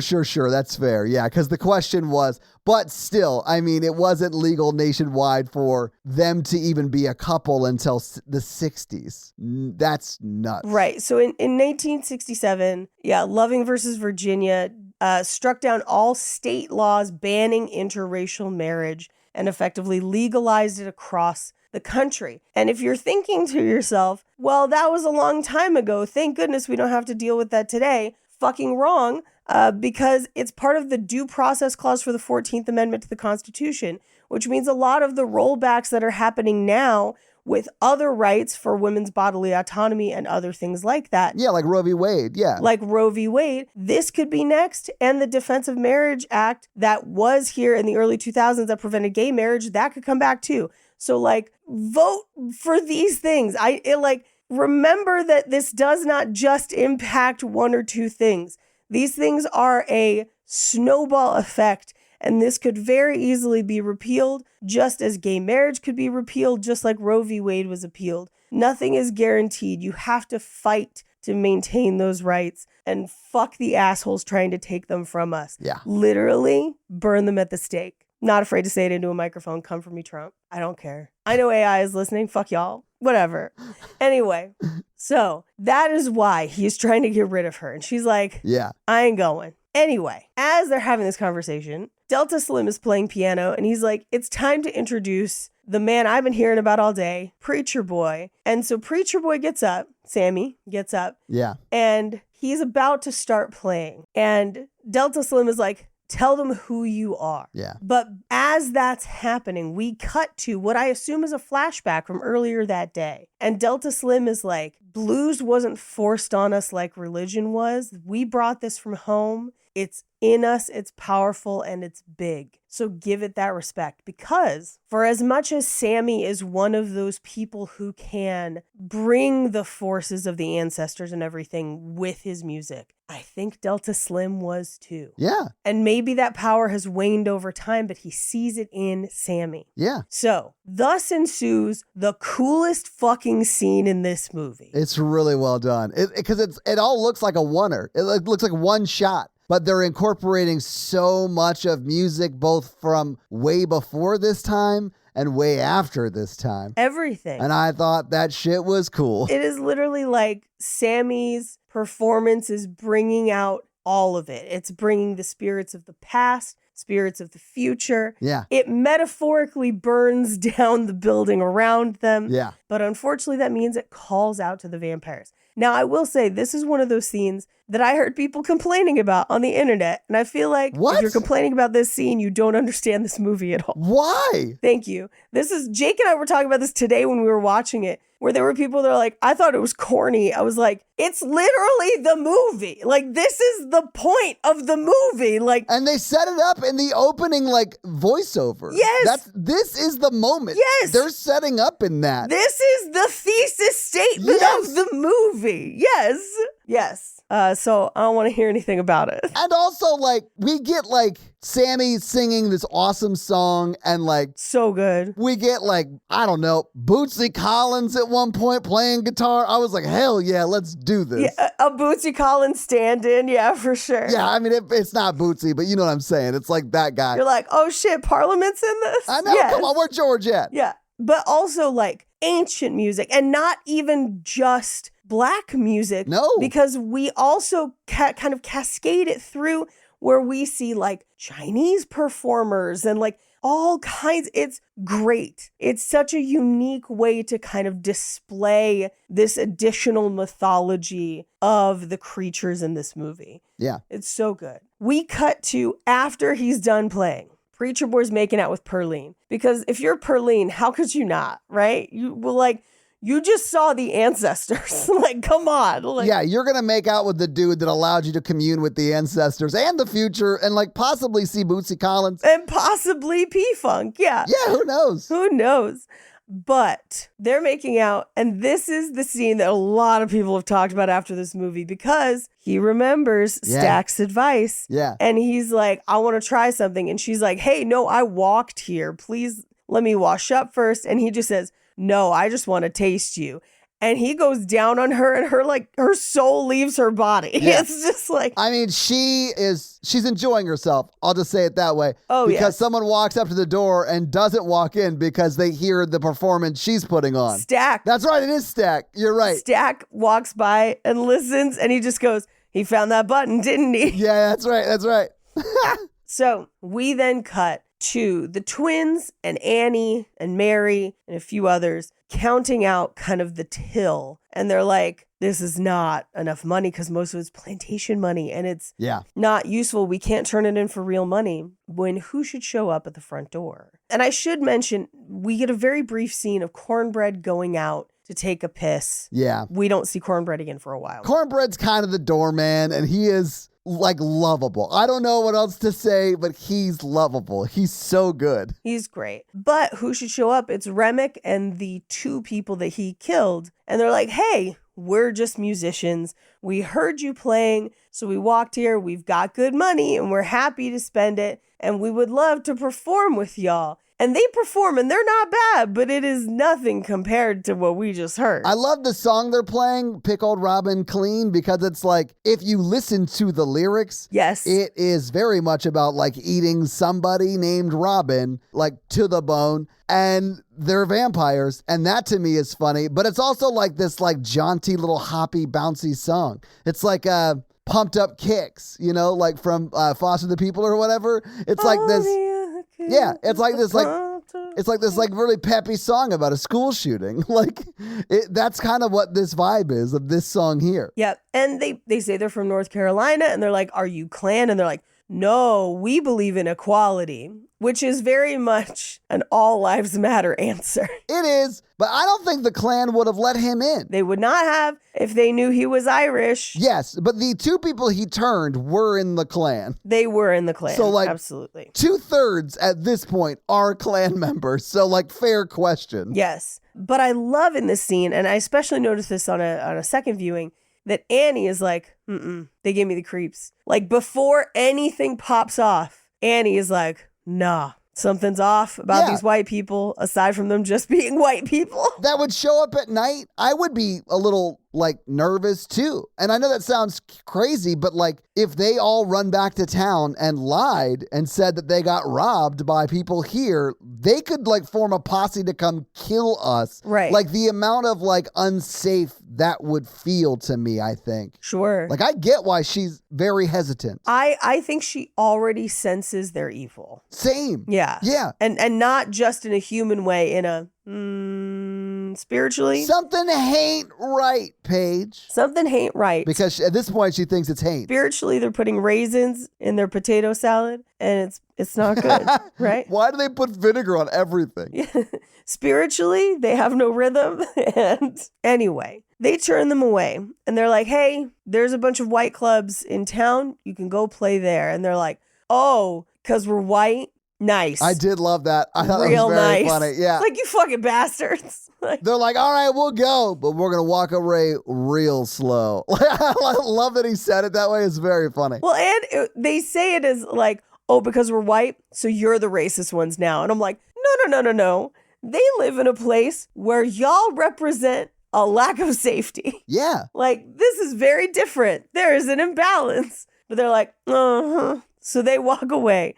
And they don't really leave at all. We know that because they kill Cornbread. I mean, they more or less set up shop in the parking lot. Yes, to just catch them as they come out. Yeah. But they leave. And Annie is like, they gave me the creeps. There's something wrong with them. Yeah. And then at this point, Sammy turns to Smoke and is like, oh, we forgot the trunk.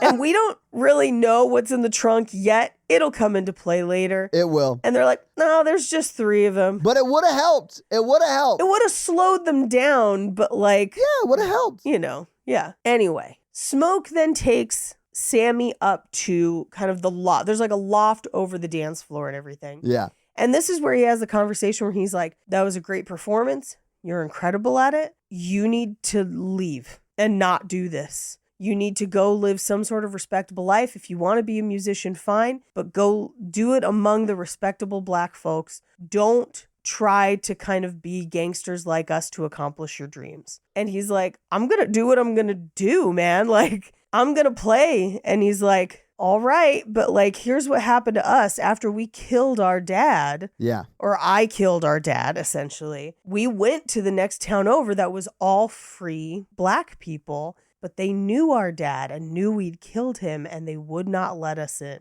And so we were kind of forced to be on the run the entire time. Yeah. You don't have to be that way. So don't be that way. We then cut to Stack and Mary is like, hey, I know the money is bad. And Stack's like, it's not that bad. And she's like, it is that bad because you definitely robbed both mobs and convinced them it was each other.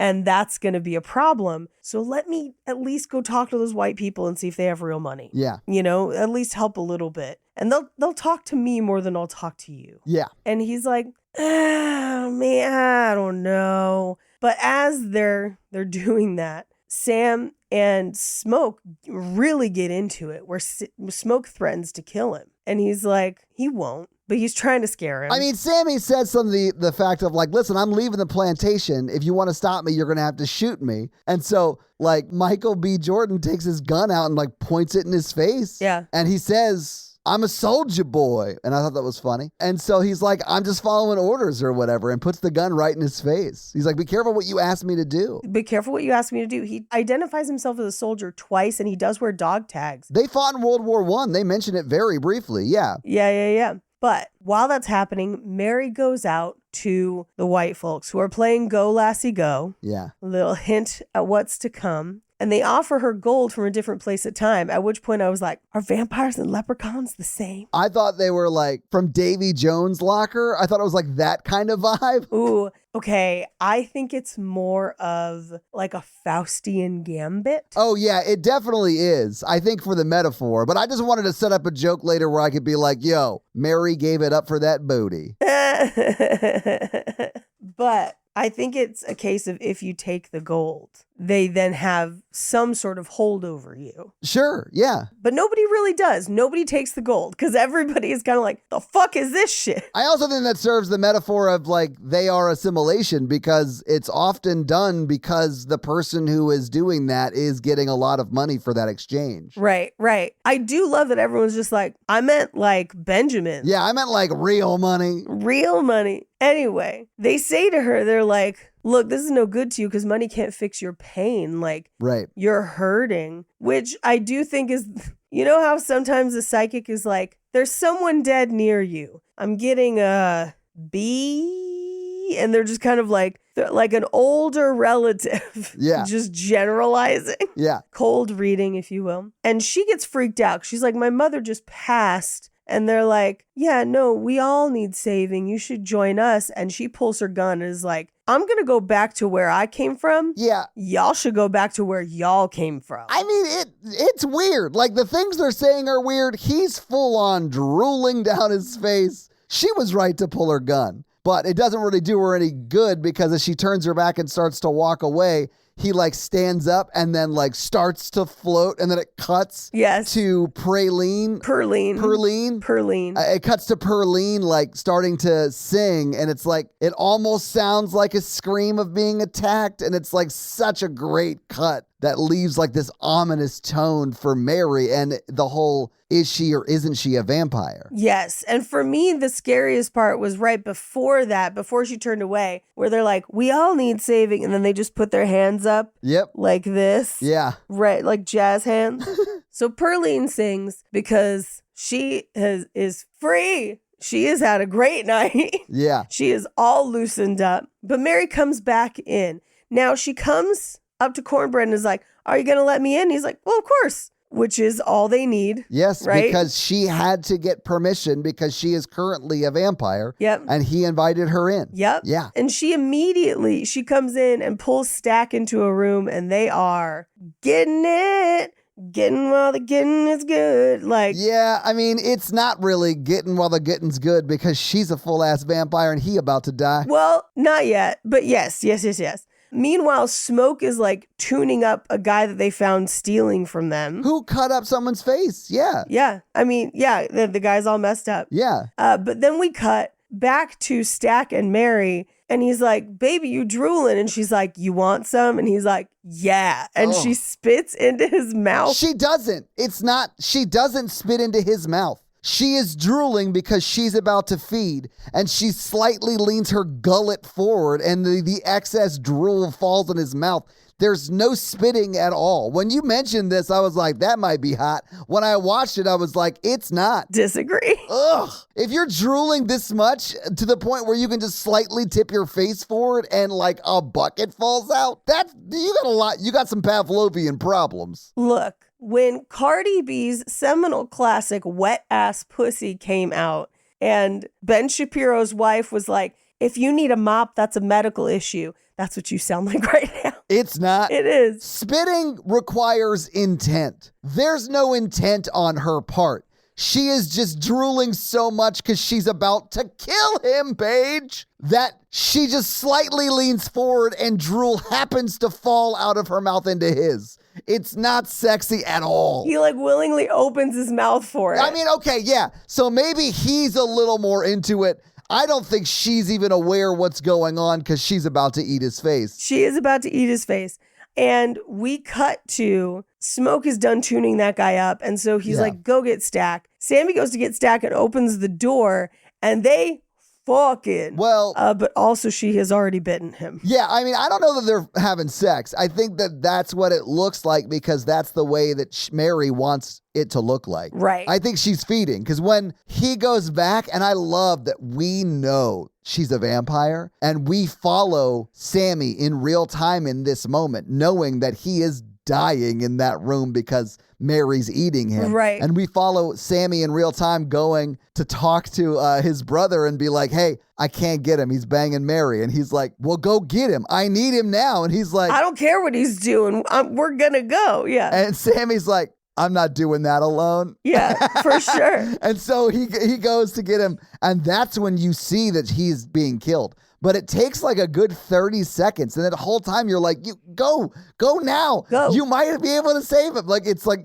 It's such a good like tension moment. Right. And when they come in, she has already bitten him. Yeah. Her mouth is covered in blood. And she just says, we gonna kill every last one of y'all. Oh, and God. then runs out. Yeah, well, I mean, he shoots her a lot. Yeah. Like, I think it's Smoke shoots her quite a bit. Yep. Which Yeah. I love that it's like on sight. He goes in there, sees her covered in blood, sees his brother like dying, and he's just like, I know I've known you my entire life, but there's no way this wasn't you. Yeah. So you're dead.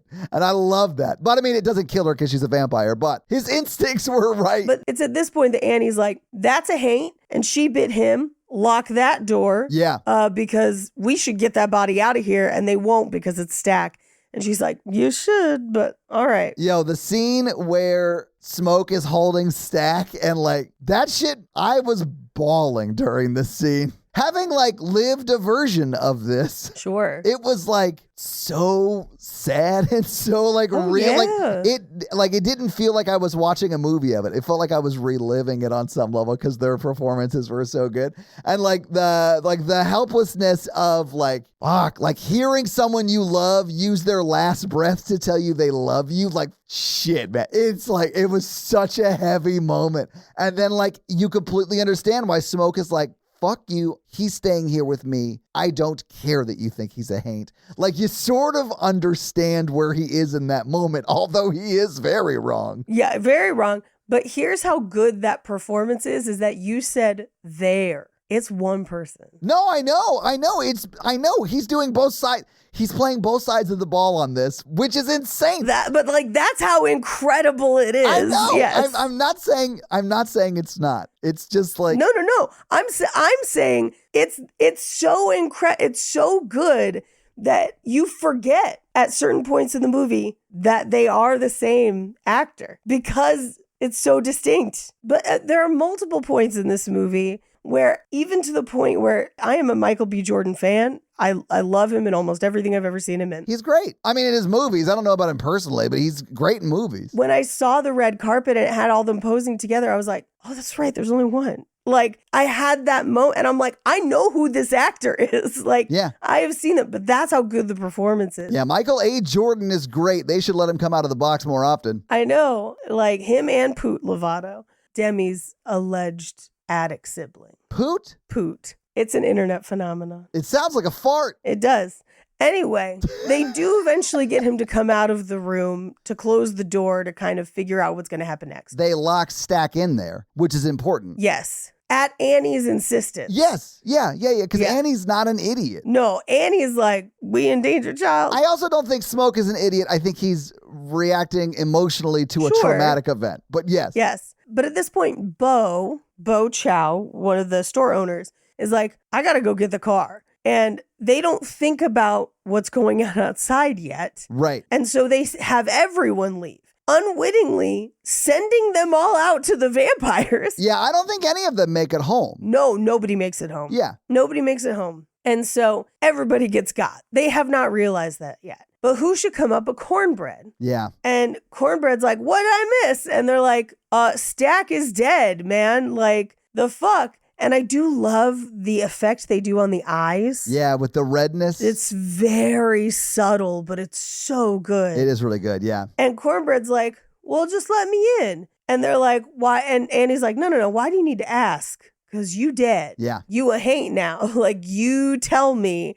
And he's like, well, no, if you're not going to let me in, at least give me my money. And Annie's like, you can, but be careful. He reaches out to give him the money, and Cornbread immediately tries to bite his arm. Stack shoots him in the head. Stack was ready for that, which is wild because Cornbread's very fast. Like, that scared me. I jumped quite a bit at that moment. Yeah, and it only knocks him back. Well, yeah, he's a vampire. Yeah. Because he's a vampire, right? I mean, he does get shot like in the face. Like, it messes up his face. Yeah, but then they shut the door. Yeah, and he can't come in. Like, I loved him like getting up in the doorway. Yes. Before they shut the door, because they shut the door so they don't see him. He can't come in it, which I really thought was like such a cool way to do that vampire. Like, I loved it. Right. But as soon as they have closed the door, they start to hear a knocking from Stack. Yeah. Who's like, oh, I'm fine. And they're like, no. No, he ain't fine. No. He ain't fine. And at this point, now Grace is like, is Bo okay? Because we sent him out there. And they're like, he dead, girl. Like, everyone alive is in this room, basically. But Stack bursts through that door. Yeah. Literally like onto Sammy, although Sammy's fine because the door is in between him and Stack. Right. And Stack just kind of like frantically runs outside because... Well, Stack runs outside because Annie gets him with a jar of pickled garlic. In the face, yeah. Across the face. So he gets outside and she's just like, it's not haints, it's vampires. Now we have to have a vampire gear up montage. I love that she doesn't have to convince anybody it's vampires. Everyone's like, we're already sharpening stakes. Like, let's go. Well, and she tells them, she's like, we need like garlic and we need to sharpen wood stakes. And they're like, all right, let's go. Everyone trusts Annie because they know she knows her shit. Yes. Also, she did just burn him with garlic. Like, I would be like, oh, that did seem to hurt him. Let's do whatever she says. Right. Yeah. Now, at this point, she pulls Smoke aside and is like, if they turn me, you better kill me. I ain't turning. Yeah. Like, if they bite me, stake me. Do this if you love me. And he's like, I promise, but it won't come to that. And she's like, I don't care. We're doing it. Yeah. So they're prepping garlic. She's like throwing bones. Like, it's the wildest gear up montage ever. Yeah. But then they find a guy passed out behind the bar, seemingly in a pool of blood. Yeah. Where they're like, did Stack kill somebody on the way out? Did Mary kill this guy? Who is this guy? And so because they're worried he's going to turn, they throw that guy outside. This is actually really sad, although it doesn't happen yet because they do the garlic eating, which is a very cool moment because it's very much like... It's The Thing. It's very a much like The direct Thing. homage to The Thing. Yeah. It is specifically... Because if you listen to that last podcast interview, you will find out that Ryan Coogler's favorite horror movie is The Thing. I mean, so it's one of the best. So I get it. Right. But yeah, like they do it. But the cool thing about this is none of them are. None of them are. And the guy out there is not a vampire either. He's not turning either, but he, does get eaten up by cornbread. Well, because at this point they're like, wait, if none of us are, that means none of us bit that guy. Oh shit. And so they like rush out and it's too late. Cornbread gets that guy. Yeah. And they're like, fuck. But here comes Bo. And at first Grace is like, oh, thank God. And he's like, hey, I got the car. Let's head out. We'll go get Lisa. It'll be fine. And Annie holds her back and is like, why do you have to ask to commit? Like, what's going on? Yeah. And at this point, Remick comes up and speaks Chinese to Grace. Yeah. Which I think really like solidifies the hive mind of it all. Like the fact that this isn't just like an assimilation metaphor. It is also like a hive mind, which also feeds into the assimilation into the society that is prevalent right now in this moment. And that is like what they're fighting against this whole movie. It's so cool. Right. But this is also where Remick is like, your gifts and your celebration brought me here, but this place isn't safe for you. The clan is coming to kill you tomorrow morning. I know because I turned 2 clan members. But we're going to form a society based on love where you could bring your gifts and we could all live in harmony together. Yeah. And at this point,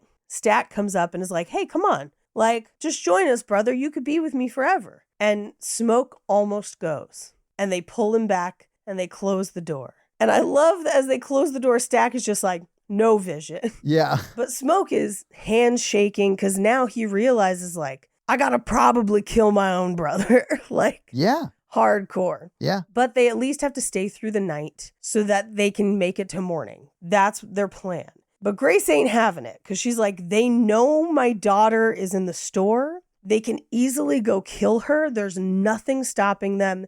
If for nothing else but my daughter, I have to go. And they're holding her back. Like, you can't go, girl. Like, yeah. You can't do it. But as they're holding her back through the window, she sees Bo blow her a kiss. And then she yells, come on in, motherfuckers, which allows everyone to come in. Yeah, this shit is nuts because shit hits the fan immediately. Immediately. And like they gear up. And this is the other complaint I have heard about this movie is that this scene is too fast and you can't really tell who's doing what or who's doing what to who. And I'm like, that is how it would be though. Like, you know, shit like that don't happen orderly. Y'all too used to Marvel movies where everyone gets their screen time fighting. Like, it's melee. It's, you know, that's what it is. Yeah, this shit would be over fast. Yeah. And it is quick. Like, the end of this night is, like, very quick. Oh, how did I miss? Hold on. We completely missed the Irish dancing circle. I'm so sorry. Oh, yeah. Yeah, we did. It's right before they do the homage to the thing and they eat garlic. We cut to outside and we see the vampires essentially having a similar celebration, but to an old Irish jig, kind of dancing in a circle with Remick singing in the middle. Yeah. It's very cool. It is. I mean, they are still the vampires and the villains, but like, cool shot. But this also does solidify that they had this happen, or that Remick had this happen to him when he was in Ireland. Right. And I do love that it's kind of shot through the fog. Yeah. So you see them kind of dancing in the fog. Very cool. Sorry, we had gotten to this point. I was like, how did we miss the cool? Oh. It is very cool. You're right to call it out. I love it. But in the melee, a bunch of people are fighting. Some people get bit. Perline, R.I.P. Yeah. And Stack bites Annie. And Smoke, because he loves Annie, stakes her. And that actually makes the vampires start to run away. In part, Mary and Stack, because they were like, we had it all planned out. Like, you two would also come and Sammy, and like, we would be like a family. And the idea that Smoke was willing to like, no, not my blood. Like, no. Isn't this where Mary says, once we murder all of you, we'll have heaven on earth? Yes. I love that they use that phrase there because it is like... her direct line is, I know this might sound weird, but once we murder all of you, we'll have heaven on earth. Yeah, which is a very like, that's a coded Christian statement. Like that is something that like you would hear at church. Not like the murder part, but like going for heaven on earth is like something that you hear in like Christian hymns all the time. And I love that they use that. Or in Belinda Carlisle songs. Sure, yeah. But like, I thought it was cool that they're like showing that aspect of Christianity, which is like one of forced assimilation for a large group of people. Here's the funny thing, because of the way Remick reacts to Christianity later, I don't even know that it's Christianity specifically as much as it's groupthink in general. I think it's religion versus spirituality. I think Christianity is just what it was here for his people, it wasn't necessarily, or it wasn't, his religion was different. It was probably more Druid-like. I don't know, honestly, but something like that. Yeah, I think it's more just like join us, groupthink, cult.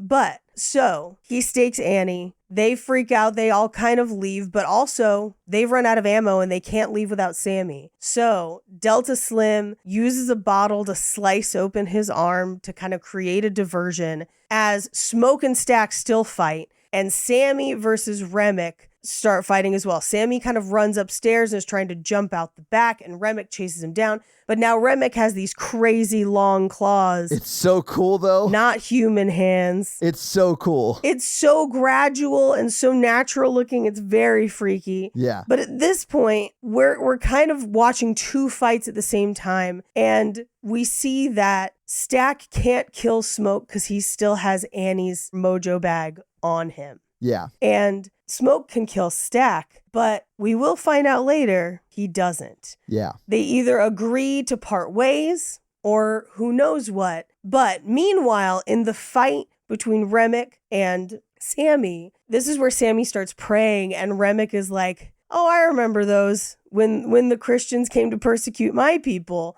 I do find them comforting, but it's not going to help you. And as he's saying it, Sammy smashes him in the head with the guitar. Yeah. And the plate of that guitar turns out to be silver, which at least knocks Remick back a little bit and causes all of the other vampires to scream in pain. I mean, they all feel it. You see them feel it, which again, it's the hive mind part that I think is somewhat new for this. Right. And as they're feeling it, he still lunges back and he's going to claw at Sammy's face. And right before he kills him, who should come from behind to stake him through but Smoke as the sun rises in the distance? Yeah. Implying that all the vampires die that night. Yes, which is the implication, but we come to find out not accuracy. That's not accurate. Right. So either Smoke got away or got to ground somehow. Yeah. Or Stack got away and got to ground somehow. We'll talk about it in a sec. But we cut to the next morning where they've now found the chest, which, much like Sarah Connor's coffin, is full of guns. Yes. Because, spoiler, the Klan is still coming.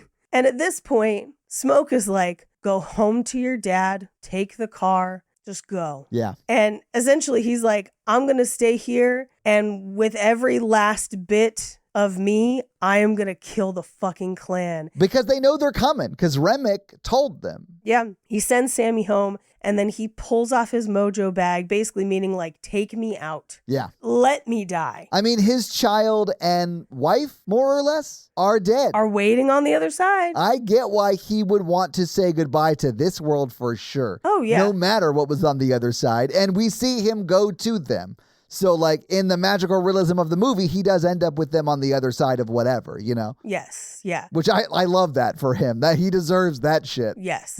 Yeah. We do get some replays of the opening of Sammy getting back to church, but also them getting ready for the juke joint. But he's there with the box of guns. The Klan shows up. And with a Tommy gun, he fucks up the whole ass Klan. At first, it's like a Barrett 50 cal sort of like machine gun that he's single firing. Right. And then when that runs out of bullets, and I think he's only using that because it's got the biggest like bullet. Right. Like that would do the most damage of all the guns he has. He throws that down, which is like his World War II soldier version of himself. And then he picks up the Tommy gun and he goes full on Chicago gangster. Full gangster. Which we know before this movie started is like his last occupation. So I love that he like has a plausible like reason and ability to be able to do what he's doing right now. And he just like mows through all of them. He mows them down. He throws a grenade into their trucks. You're just like, fuck yes. It's awesome. We cut back to the church where Sammy's like, I'm going to be a musician and leaves. And we cut then back to Smoke, who unfortunately in the melee, he has killed all but one of the Klan members, but he has been shot. Yeah. And he knows that that shot will kill him. And so he sits down and smokes a cigarette and kind of looks to the side where he sees Annie and their baby. And she's like, hey, whenever you're ready, come on over. Literally, she says to him, if you put out that cigarette, you can hold the baby. Right.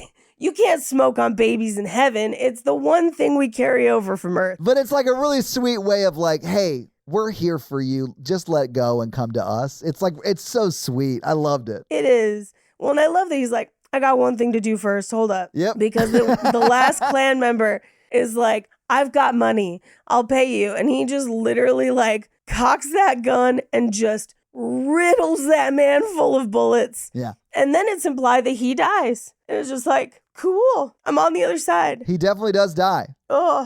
And like, it's real sad, but it's like, it's really well done. It's so well done. But I do love that this is shot at the same time that we see Sammy talking to his dad, Yes. And I really wish we got the other side of that conversation, because we very much see Smoke die, like protecting his culture with his body. And we do see Right. Sammy make the choice to choose music, or what I think the movie's metaphor of culture, over the like religion. That's the other form of assimilation that the movie is sort of positioning negatively. And like, I wanted that conversation, but we don't get it. We only see the 90s version of Sammy. We don't get it, but in part, I'm not bummed that we don't get it, because I feel like Sammy's journey to be who he is and carry that tradition on is more important to the story. Yeah, I think that that's fair. I also want to say, because we're sort of talking about the scene right now, but this is also the scene where Smoke talks to Sammy about the guitar, and he's like, you should bury that guitar. What guitar is gone? Well, it is just the neck of the guitar, you're right.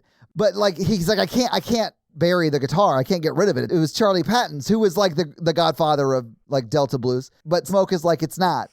That's our dad's guitar. Like, That's our dad's guitar. Yeah. We just gave it to you. which I kind of love as a like. It was never the guitar. It was you. Well, it wasn't that necessary. I think that's part of it. I think it's more like Sammy needed a reason to continue to choose music. And he in that moment was like, well, I have this guitar that is like passed down from like the godfather of blues. And Smoke was saying to him, the fact that you have the guitar is not what makes you be able to do this. It is because of what you've been through and what you put into the music. And for him, that person was their dad, who like gave them all that like trauma Right. that they are like putting into their community. And that's the way they do it, because they don't do it through music. But Right. I like that he gave Sammy a reason to keep doing music that wasn't to honor the owner of the guitar, because it's not about that. It's not about that. That's not what helps you make the music. It's your connection to the generational trauma and your own personal trauma and all that stuff that is baked into the blues. I think it's wild that part of Sammy's personal trauma is going to be the Night of the Vampire. Yes. Oh, I bet Sammy wrote some bangers that were like really weird. That people were just like, is he talking about vampires? Yeah. Talking about vampires? Yes.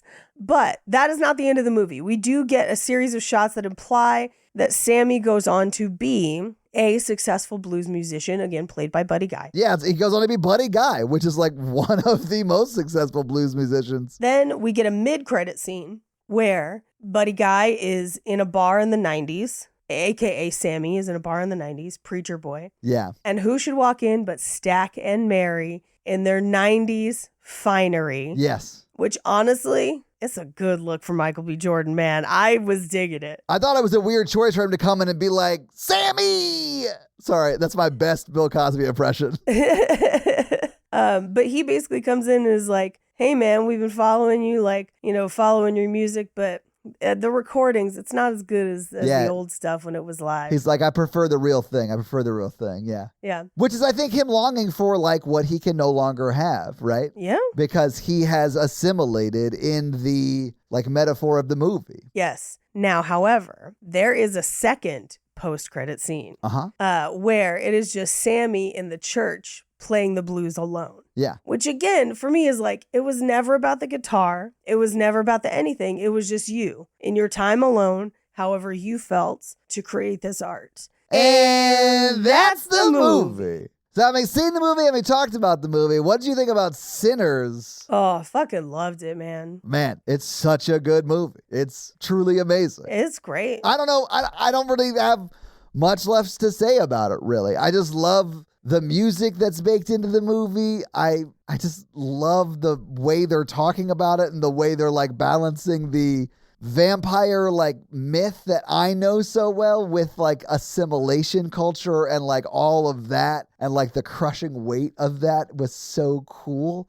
And it was like a very unique and sort of interesting take on vampires. Yeah. I really liked it. But did you say all you wanted to say? Yeah, no, again, it's awesome. Yeah. Go see it. I bought it today because I was like, Same. definitely going to watch this again. I could have rented it for $19.99 or bought it for $25, and I know you loved it. I've had friends tell me I'd love it, so like I bought it. Yeah. And I'm glad I did. I watched it twice in a day and a half. Yeah. So yeah, it's great. But Paige, do you have any fun facts for us? I do. Well, it is with your fun facts. Vampire Santa's fun facts. So there were many, many consultants on this film. And also there's so many fun facts on this film. This is one of those ones that I think people are going to analyze and pick apart for decades. Yeah. So I am going to share some fun facts. We're not going to get through anywhere close to all of them. Ryan Coogler did so much homework for this movie.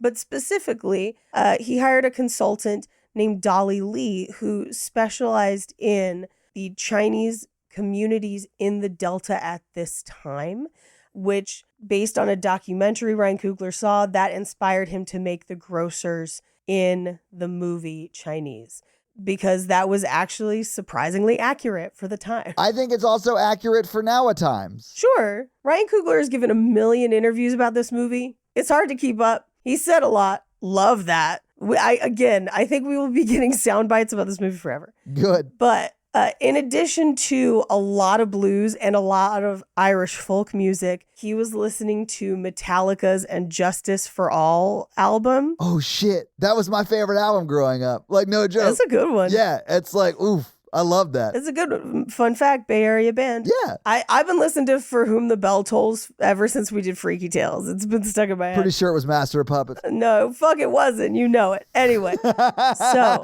it is significant that Remick is introduced fleeing from specifically Choctaw hunters. Not only is the movie set in historic Choctaw territory, but there's a long history of cooperation between the Choctaw and the Irish. The Irish potato famine occurred 16 years after the Trail of Tears. Yeah. And so there is kind of a common connection there. Choctaw and Cherokee survivors specifically donated hundreds of dollars to support Irish famine relief. In 2017, Ireland erected a kindred spirit sculpture in acknowledgement of friendship between the two peoples, with a companion sculpture called Eternal Heart installed on Choctaw land in 2024.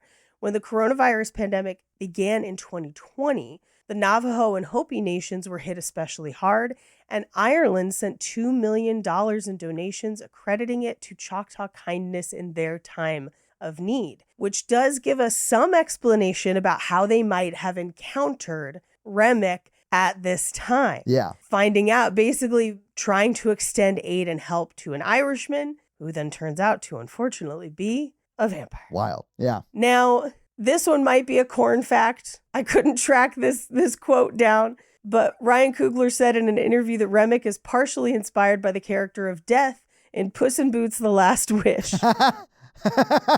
I badly hope that is not a myth. I don't know. I want that to not be a corn fact so bad. Yes. So Jack O'Connell signed on despite only getting to read the script once. Once he found out his character would be singing Irish folk music, he was in. Yeah. Now, Ryan Coogler has said in many interviews, and I think he thinks it's very obvious in the movie, that his two biggest influences for the film were From Dusk Till Dawn, obviously, and The Faculty, both directed by Robert Rodriguez. But yeah, I do enjoy kind of the more world building and subtlety that this film has with that same framework. Yeah, I think this is way better than both of those movies, but I can definitely see those elements in this movie. Yeah. So Miles, I believe it's Caton is how you pronounce his last name, who played Samuel, sent in an audition tape. Again, this is his first movie. And Ryan Coogler really liked the tape, but he said, quote, he was just in the dark. Like, he didn't turn his lights on. Something about that was so intriguing. This kid looked like he was in his basement in between homework assignments, but he had this once-in-a-lifetime voice. And so they hired him anyway, which is great. I mean, he crushes it, though. Like, not even just his, like, singing voice. Like, his acting is great. Yeah. Now, this filmed primarily in New Orleans and Louisiana. However, they did film some in Clarksville, Mississippi.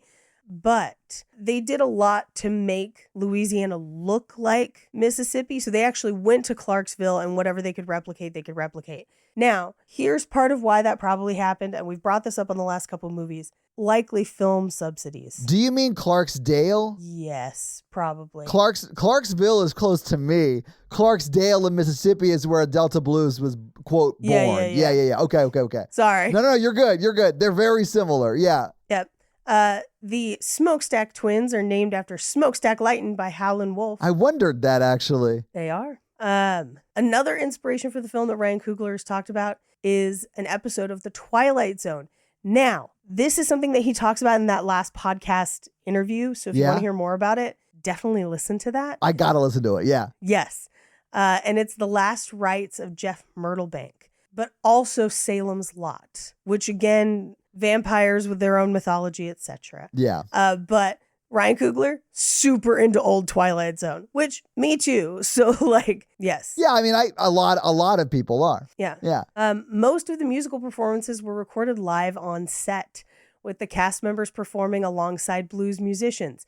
We have criticized that in other movies where they did it badly. This movie did not do it badly. Great job. Yeah, the guy who played Sammy is also credited on the soundtrack and for music department. Yeah. So they did use his performance in something because he would not be credited with that if he wasn't. You know what I'm saying? All of his vocals are his. Sure. I don't know if all the guitar is him. So one of the credits is specifically for the resonator guitar, which is the one he's playing. Yes. That's the type of guitar he's playing. Yeah. So they use some of that performance. There you go then. And if you watch him in the car scene where he's playing for the first time for Stack, He's fingering it correctly. he is playing it, yeah. I do know that he can play guitar, period, because He definitely can. a lot of videos, he's done some videos singing and doing Q&As where he is playing guitar. So I know he can. Yeah. But they don't always keep live instrumentals in because they're hard to mic. Yeah. But they did here. So the composer, the one who tracked down the 3 guitars, who plays a lot of the score, Ludwig Göransson and his wife Serena rented a studio converted from a church in New Orleans and worked with the supporting cast, Jack O'Connell, Lola Kirk, Peter Dramatis, Jamie Lawson, rehearsing their songs multiple times so they could sing them in unison as the vampires, and it would be pretty seamless as they did them live. Which again, most of the time, I would say do not perform live for movies. It almost never goes well. It went well this time. It did. And man, the choreography that they're doing while they're playing these songs, it really plays into the hive mind nature of them. And I loved it. It's such a good performance. Yeah. Delroy Lindo, who plays Delta Slim, didn't see the film as horror when he read the script. He interpreted the story to be about what happens when a community is infiltrated and turns on itself. And he told Ryan Coogler that that's what he felt.